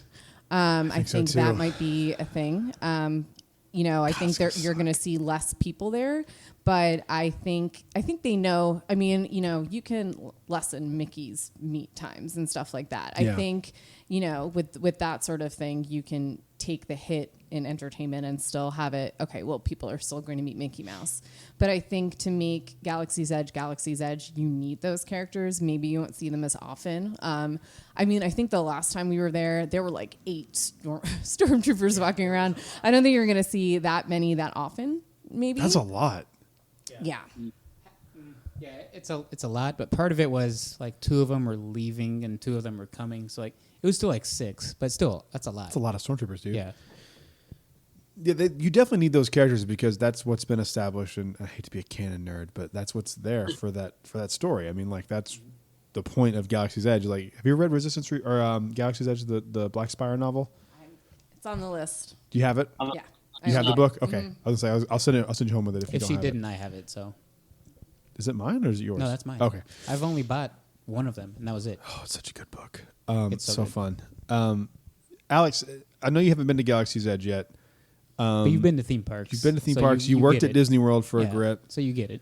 Do you think there's going to be any changes due to this COVID stuff? Because I don't. I think in some way they're going to have to limit capacity because I think that, or they're going to have like a new job where every time someone gets off an attraction, they're going to have some cast member that runs in there like a pit crew and just Lysols everything down. I think the last thing I've just thought of, I want to say, is Oga's might have the biggest difference. Oga's, because it's so confined, and they shoved us at those tables with like 12 that's people. true. Like, if they're doing the social distancing thing, that Oga's Oga's isn't going going to to be be cut a thing by like a third of yeah. what you could Can you fit in imagine the there. wait times for Oga's? Oh man. So that's my last thought on it. So go ahead, Alex. I think it's really going to depend on what the restrictions look like when this is all over. Yeah. Is it a case of we're all inside and this is it until there's no more cases and then everything goes back to normal? Probably not. Some predictions are saying we're going to do the whole inside-outside thing for the next couple of years. We do the whole, like, we all get to do normal life and then all of a sudden it'll be like, no, for the next few weeks everyone's indoors. God, I hope that's not it. God, me too. That would suck. I hope that it's, that I think the restrictions will, if there are any there with characters, will only be temporary. I think within the next year to 18 months, they'll slowly, they'll be tepid and they'll loosen it up. And it'll be back to normal within a year and a half, hopefully. I think those hand sanitizing stations are going to stick around that they added right before it closed. I think that's going to be something. I don't know how they're going to do the biometric thing, because that's literally. Whoops, what's happening? We need new cables. There we go. I haven't bought new cables since I bought these microphones. These things held up for a long time, like 10 years. I don't know how they're going to do the biometric scan going forward. That would be something that I would be very curious to see how they do. If they're going to have you put your finger on the thing, or if they're going to go back to I know the Hera devices. This is kind of getting inside baseball. The Hera devices, they can take your photo. Like if you're a kid or something and your finger doesn't register on the scanner, they can take your picture. I wonder if they go back to that, or if it's just one of those things that just go like, you're here, you risk it, you put your finger down. I don't see them doing that, but I don't really know much they can do. Like I remember towards the end of it, they said they were right before the quarantine happened. They said that we're going to be swabbing down like the glass that you put your finger on between each person, and they definitely didn't, because I went. Yeah, well, they didn't. They just didn't do it. They're like, they announced that they were going to do it after every person, and then they just weren't doing it. So I don't know. They have like. And then unless they get everyone to wear like a little finger condom when they put their like good luck with that. Like a one use like doctors do with things, where it's like, that you do one thing, click it on, use that, and then boom. Could be. I mean, that could be. I don't know. I don't think it's going to change too much, but I think they're going to I don't think it's going to change for us. I think it's going to change for the people who work there. And not Star Wars related, but I feel like attraction wise, like Buzz Lightyear and like Midway Mania, like those might be affected, but like. Yeah. But think about Rise, like the grip's on there when you. Well, I mean, everything has a place for your hands. I don't know. Falcon too. Like you obviously Falcon have to too, push buttons and turn the steering. Have you watched the Rise of the Resistance ride through yet? Have you been able to? I have. I should. I know most of it. I haven't actually watched it full ride through. Mostly because I just don't want to spoil it, but it's going to happen anyway. So I'm just sucking up. I'm curious how this all. I don't know. I guess is the answer. I think they're going to have new jobs for cast members, or like maybe not new jobs specifically, but like with the unload person. I think capacity will be reduced, is what I'm saying. I think they'll take longer to clean in between each thing, and I think stuff like that will happen. But I don't think it's going to affect it too much. I think there's people a lot smarter than us that are figuring this stuff out. So whatever they decide, I think is probably the best move. Moving on to the next question. Oh, go ahead. Oh, okay. Sorry, I was just going to say I'd be interested to see what the how the guests react with the social distancing. Like, even if they said today, "Oh, you can go outside, it's fine," everyone is still wary of being 2 meters. That's going to take, I would say, years for people to be like untrained not to be within 2 meters of someone at the shops. Yeah, it's weird. Like I bought a new car last week, and it was weird, like not handshaking people when you introduced them. Yeah, like that was something that we kept bumping elbows. Like that was I think that's in like a formal setting. You're bumping elbows. Well, like so literally, like you know how it is when you go buy a car, like shaking everyone's hand, like, "Oh, I'm the car dealer." Like, it was weird not doing any of that, and I think a lot of that's going to carry over into just normal stuff. But it's weird, man. Yeah. It's weird. I don't think we're going to ever see what we used to have again. And I tweeted out a few things the other day. It was like. Cast members at Disney World once Disney Rio was just like, please do not fill in all the available space. Like, please I think that's going to be something going to go. That's going to be something that goes forward. Like, I don't know. We'll see. I think they're going to want all procedures implemented. Like if they do have procedures, they're going to want to get them sort of rehearsed and down really fast for the opening of Avengers HQ, because Avengers HQ is going to be character heavy, and so there's a lot of interaction there, and so they're really going to want to know what they're doing before that even opens. I literally forgot that was a thing until you just mentioned it. Yeah, that shows the differing levels of fandom, because like pretty sure we're going the MCU on opening stuff, day, but I just don't like. I'm just not that into it. I mean, I am. I've seen every MCU film in theaters. Like I like them, but I'm just not like. I'm not like the way I was with Galaxy's Edge with this. You haven't been on Guardians of the Galaxy ride, right? Yeah, it's awesome. It's awesome. It's so good. I think it's better than the original Tower of Terror. It's really good. Better than Hollywood Studios Tower of Terror or California Adventures? I think it's better than Hollywood Studios Tower of Terror. 100%. Wow. I think it's a really good ride. You've ridden it, right? I do. Oh, I love it. Yeah, I love it. It's better than than our Tower of Terror. It's friggin' awesome. Holly will disagree. praise. Look at her; she's shaking her head on the couch. Yep. Yes, so many people are going to disagree with you because that's a fan favorite, but It's so I like good. I think they both have their place, but I think, you know, when they made the Guardians of the Galaxy ride, it was like, okay, well, we have the Tower of Terror to work with. Like, how do we make this into a Guardians of the Galaxy ride? Yeah. And they just nailed They it. nailed it. Yeah. And I think one thing they did that, like, especially having small kids, they did a really good job of making it not scary. Where like the Tower of Terror is like a scary ride, and if you take those scare elements out of it, it's not a very scary ride.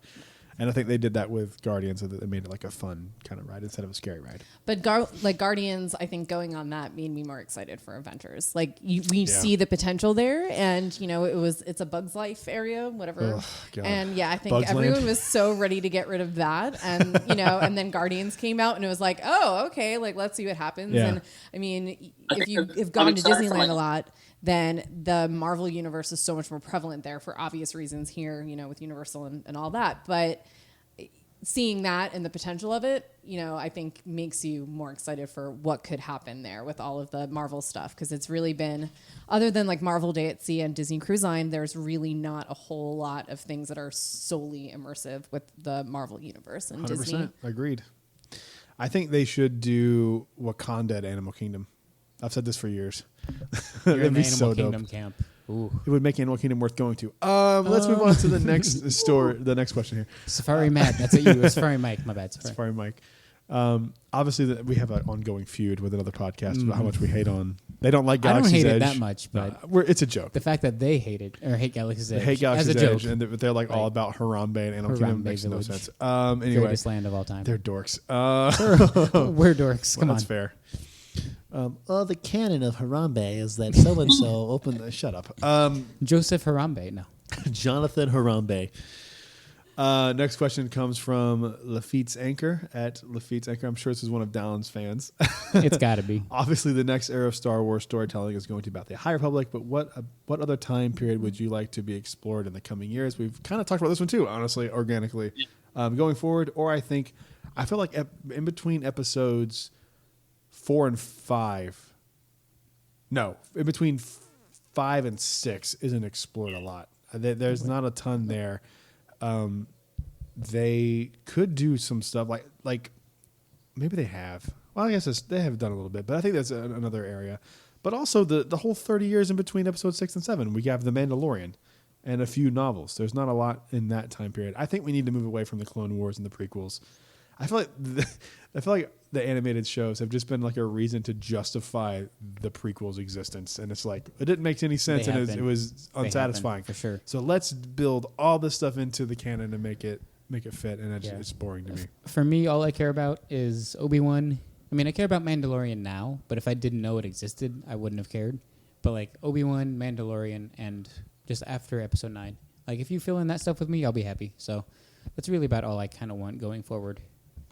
I would love to see more about First Order origins, but I'm also very intrigued by the Cassian Andor and that time period. You know, obviously it ties in a little bit to Rebels and all that, but I do think he has sort of a unique, you know, position within that universe. So it'll be interesting to see how they explore it, but that's already happening. So, you know, and maybe Mandalorian will touch more on the origins of the First Order. I hope We'll so. see. I do have a feeling that it's heading that way a little bit, especially with, you know, Moff Gideon really being introduced and all of that. He's such a good character. he's a I want to great know character. everything about Moff Yes. Gideon.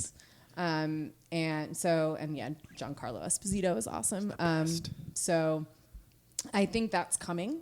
So I think, you know, where do you go from here? Either do it right before Force Awakens and see really more of the emergence of the First Order and how they came into power, how Ben got involved as Kylo Ren and all of that. But I think beyond that, you got to push it forward, especially now that the High Republic is a thing. I think you got to keep moving forward. Keep moving forward. Okay, Walt. We have one last question here to get to, and What did we this get is Alex's take on that?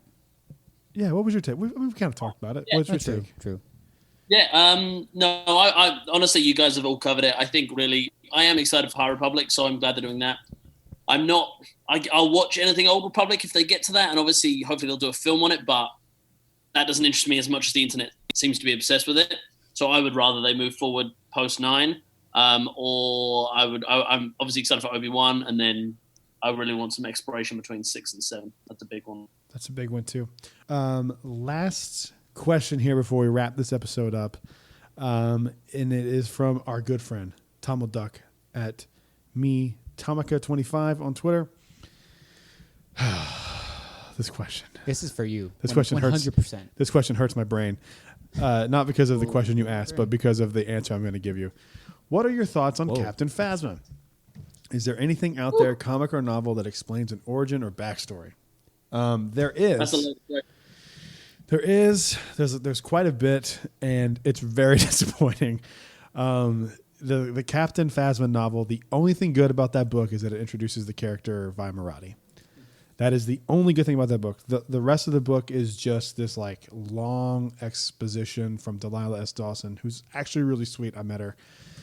I like the book. Sorry. There's just parts of it I just don't like. It was just boring. It drew on forever. It's like the ending of the story is she's just ruthless. Like, so if you just Sounds get that, like Resistance Reborn.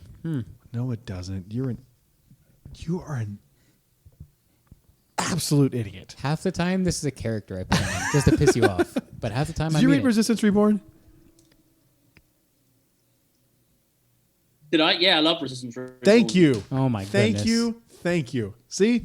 Did you not like it, Evan? He didn't. I like the second half. The first half for me is like, okay, we get it. Let's get to the good stuff. Like, we know they're going to join the fight. Something that brought so many different types of canon together. Right. They brought Wedge. I mean, like, there was so much cool stuff. That is my favorite Star Wars book. Yeah. Evan's shaking his head. Evan is Force doing this Collector. literal move. He's Force going. Collector. Yeah. Palm on my Force Collector was good, but it wasn't the same. No, because it's We good. got Battlefront 2, we got sequel trilogy, we got all these characters put in. We got some good insight into the First Order's workings, the pressure normal people feel from the First Order. That's true. Yeah, I was really interested in it. They brought back the character from Battlefront 2, like you just said. I forget his name. The Mune. Oh, see, I've never played Battlefront 2. So I'd You appreciate You never it. played. I'd appreciate that's it more. why you didn't get it. Okay, I'd appreciate it. Well, that's more. why you didn't get it, though. Oh, well, okay. I'll What's play his it name? soon. Yeah. I have it here. I can't remember. Looks like, okay, I'll It's the appreciate blue it more. guy. Her The name blue is- dude. she's- Not Thrawn. Iden Versio. And the Versio, Varsio. was he? And Iden Versio is the main character of Battlefront 2. No, but was he in Resistance Reborn? Yes. I don't even remember him. Remember the so- part where like the thing is I don't want to ruin it, but like the ledge is collapsing beneath them. The blue Yeah. guy. That guy Yeah, is in okay. Battlefront 2, and he's I don't know if that helps. you have to like the character, I guess. Okay, Ahead of time. maybe it will help, but I don't know. It's such a good book, man. Such a good book. It was so good. I didn't mean to derail us there, but- like I always, but actually like Phasma. the Phasma. Do what? I like the Phasma. Oh, I hated I like the Phasma. Phasma novel. Hated Not the it. best, but I think it works. I read it over quite a while, but I think it would work for the person who's asking this question. I think the best way to read it would be in a short space of time. Yeah, 'Cause I it's listened to very it. them trying- I listened to it over like 2-week period, and it on an audiobook, and it meandered. It's just like, oh, she's from this forest planet, and then she kills people, and then there's no development. She just keeps killing people, and then somehow she becomes like number 2 in charge. Like it was just odd. But the story of the Cardinal though, like that should have been the focus of the book, and it kind of was. Because she's telling like these stories of that she learned from Phasma, like about her, and these like small little bursts, but like it just doesn't. It just falls flat for me. It just is like, oh, okay, like this cool character you could have made really interesting, and you didn't. You just made her this one-dimensional, cartoonish stormtrooper character. Yeah, see, I haven't read it, and like I feel like it's disappointing to me to know that she doesn't get a good That was boring. backstory, because I think she's awesome, and I am definitely interested to learn more about her, but I do think she deserves better than that. I think if you read the can't really last make 3 or an 4 chapters of the book, you'd really like it.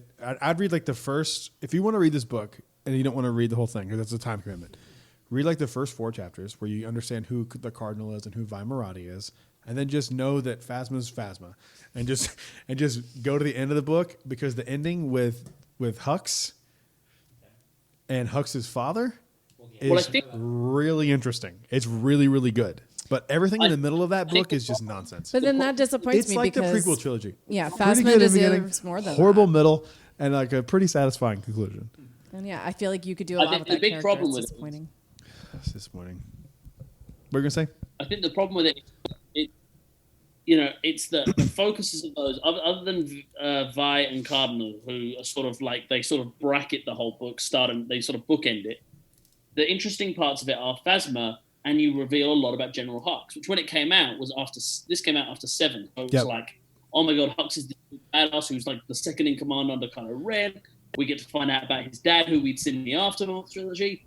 Oh my God, we get to see Phasma being ruthless and how she got to where she is. This is setting up so much good stuff. But considering Hux and Phasma both turn out to be relatively minor, uninteresting characters in the entire sequel trilogy, the book doesn't look as good retrospectively. Yep. I was hyped about it because it was a book leading to The Last Jedi. It was a Journey to the Last Jedi book.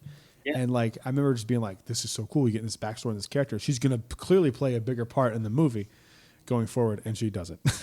And it just and neither does Hux, and neither does his dad. You don't see Brindle or Armitage. Is it Brindle? Brindle. We did this last time. One of them's Armitage. Brindle's the dad. Armitage is the General Hux that we see in the films. Donald Gleason. Okay. But you see that Armitage Hux is ruthless as well as Phasma, and it shows how much of a snake he is, which is interesting. And then nothing is done with it. But then in the next movie, he's a spy. I'm the spy. I guess he's a snake, so it kind of does, play into that. It's all right. But I guess it also didn't help that between 7 and 8, she got a novel and a 4-part comic book miniseries. Yeah, he should have. The miniseries is all right.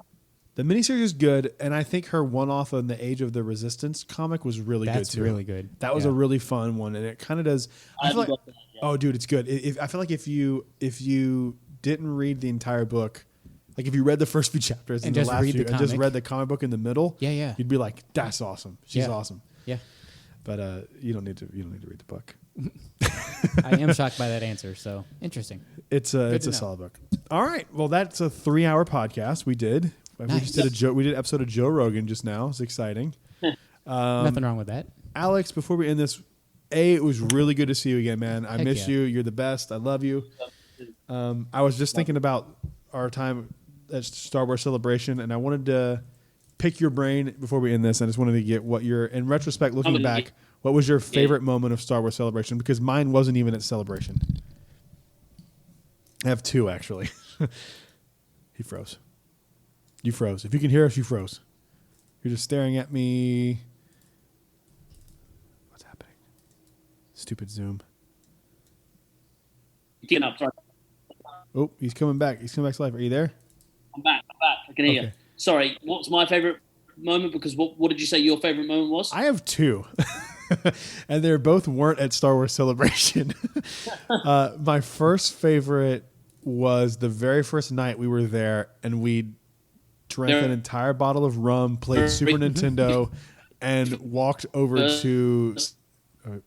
You're cutting in. 3, 2, 1. Please be back. Hello. He's dead. I don't know if you can hear me or not, but I'll tell the story. So the first night we got there, we landed and we were like, let's just get hammered. We got nothing to do. We were Ubering everywhere. We didn't have to drive. So we checked into the hotel. We put our stuff up. We find there's a liquor store right around the corner. We go buy a bottle of rum, or maybe it was whiskey. I feel like it was rum. Like you do. And we crushed it. We disconnected from him completely. He's back. So I'm telling him the story about the alcohol we bought. So we go back, and I have a little mini projector, and I brought my projector, and I brought the Super Nintendo Mini, and we connected that and played it on the wall of the hotel, and we drank that in, between the two of us, an entire big bottle of rum. We were so hammered, and then after that, we got bored and we got hungry, and we walked over to White Castle and got a ton of, I think we ordered 30 White Castle burgers. And we went back and we ate most of them. But you go to White Castle. There's no In-N-Out in Chicago. Oh, that's right, in Chicago. I was thinking L.A. for some reason. My bad. Dude, if there was In-N-Out, I'd have gotten 6 double-doubles and with silent. That would have been it. Yeah. Are you there? Can you hear us now? Ugh. He's gone again. Let's see. Let's have him come back.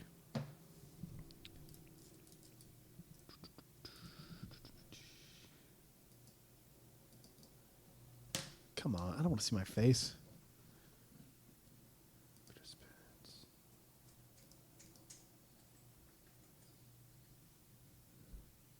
Oh, I let him in and then it stopped. Come on. There he is. You there? Hello? Yes, I can hear you. Perfect. Okay. Yes. So I was telling him the story of, I told the story already about how we went and drank, I think it was a bottle of rum, right? Oh, maybe more than that, I think. And then we played Super Nintendo, and then we went over and ordered, I think, 30 White Castle burgers. We'd already been to White Castle and had two burgers. Right.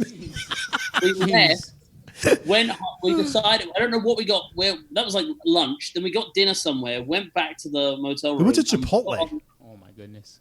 Yeah, and then we put on Super Nintendo, started drinking the rum, and then we put Infinity War on. That's right. And by the time we got to Infinity War, we were plastered. And you were like, I want White Castle. And I was like, what? And you're just like, I want White Castle. Is it White Castle or White Knight? It was White Castle, yeah. And I was like, I guess. And you're like, let's do it. So we got there like 20 burger each deal or something like. And I think I got like halfway through mine, and you're like, oh, I finished them all. I ate every single one of them. It was either 20 or 15 each. I can't remember what it was, and I ate every single one of them. Dang. And then my second favorite moment of the trip, my least favorite moment was when we were at Celebration our last day and found out that our flight was canceled. That was the least. Oh, that was so stressful. Oh, that was awful. But my other favorite moment was going to the tiki bar. Yes. Halakaliki, man. It was so much freaking fun, dude. That's why we got so drunk that night, because we'd already been to a tiki bar. No, that was the next day. That was the next day we went. No, it wasn't. Yeah, it was. Was it? Yeah. Right? No. Did we spend 2 days or 1 day before? 1 day, because we got there Oh, in you're the morning. right. We arrived at different times in the sort of afternoon. That's in the right. Early You're right. morning, afternoon. You're right. No wonder we got so drunk so fast. We'd already been drinking at a tiki bar for 4 hours. Yeah, we'd had like and then a bottle of rum. That and then a bottle of goodness. rum and, Okay, Captain and Jack. 30 White Castle burgers. Yeah. Whoa. I think obviously I'm not going to say, because those were two of my favorite memories as well, so I'm not going to jump on them and the bandwagon. Another one of mine, obviously, the Star Wars news is always fantastic, but it was great getting to know, what were they called? Like all the people we made friends, and what was the teenager and his mum? What were their names? Was it Evan? No. Was it Evan? Tyler? Wow. Really? I think. So close, I Alex. still have the group chat from Celebration. Yeah. I Thought it started with an E, but maybe not. I'm looking. I don't see it, man. Dang it. Yeah, that's all right. I want to Either say way, it was Tyler. Yeah, Trevor? they were both beautiful people. We met a lot of really good people at Celebration, man. Yeah. I will say that the 9-hour line to get into the merchandise was a lot of fun. It sounds horrible, but it was so much fun. That sort of we made friends, and it was a good time, and it was sort of it bonded us all for the next 3 days. It did. I do think one of my favorite stories from Celebration was how the QR codes didn't work. That was where we thought the QR codes had gone against us, because we both only got Galaxy's Edge ones. And then it ended up swinging our way, in that we got into, because we were able to scam the system, we got into 3 out of the 4 mornings. The only one we didn't get into was the episode 9 one. That's the only one. And knowing what we know now, we could have gotten into that one. We could have got in. We could have made it work. And then you were the Reddit king, just going on Reddit and hey, I have this to trade if you want to trade. We traded all of our, pins for tickets to the next day's Mandalorian. Yeah. Oh man. But then again, we could have just gotten everyone in. We didn't know. I bet you it's gonna be a lot harder this year if they even have it. Well, they won't have it this year. There's no way it'll happen. It's August. They could do it. Not a chance. You don't think so? I'm saying 80% it happens. Nah, I would say 50-50 at absolute best. I think it's gonna if happen. you look at the rest of the world and the case rates, today I was going to Oktoberfest, which is at the very end of September in Germany. Got cancelled today. Really? Yeah. Hope it happens. Holly's saying no. I'm being optimistic. Evan's been saying no the whole time. I'm hanging on hope. Because then if I'm right, I can be like, I called it. I knew it was going to happen. Yeah, I wanted to, but oh well, we all wanted to. Yeah, definitely. Are you going to come if it does happen? Nah, not this year. No. Dang. No. Well, next year could be London, right? Hopefully, we'll see next year. If they Hope do so. cancel it, there's a real solid chance that they move venue too. It could be London because don't they alternate between London, Chicago, and L.A.? Well, they threw in Usually- Orlando randomly, so Or, yeah, Orlando every time. That's the best when it happens in Orlando because it's the convention center's right down part the of me street. wants that, but part of me wants to go somewhere for once. So Yeah. I'm okay either way. Either way. Yeah. All right, man. Where can they find you on the internet other than the great website StarWarsNewsNet.com? They can find me on Instagram at Newmacca. NEWMACCA. Follow Alex. He's the best. I love this guy. Erica, where can they find you on Twitter? Or if you're on- Twitter is at the Travel Jedi. Yes. Same on Instagram. Nice. Evan, what about you, my good man? Same on Instagram and YouTube and Twitter. I haven't done a YouTube video in a long time. I need to get on that. So, Haven't either. well, the last one you There's did been was nothing. Ronto's, which was amazing. That was a So fun video. Go Did watch you- that did you watch Ronto that video? It's great. Which one? The one I did where we did the homemade Ronto wraps. Tasted perfect. It's amazing. He doesn't have any point of reference because he's never Oh, been to that's Galaxy's true. Edge. That's true. Yeah. Yeah. Were they good though? It tasted just like the Amazing. ones from the park. It was Amazing. weird. It was weird. So maybe I'll get a video on mine sometime soon, I'm hoping. But I don't know. But if not, YouTube, Twitter, Instagram at Evan T. Boucher. That's EVANTBOUCHER. And I always forget my Twitter handle. Yes, you do. I don't know why. Jedi Talk Podcast. think I that do is? know why, but still.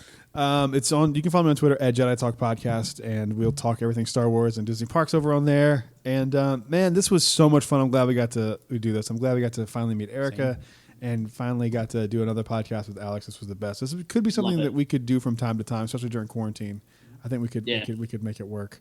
Thanks for All the having time in me. the world. Of course, anytime. You're always welcome. Alex, same thing with you.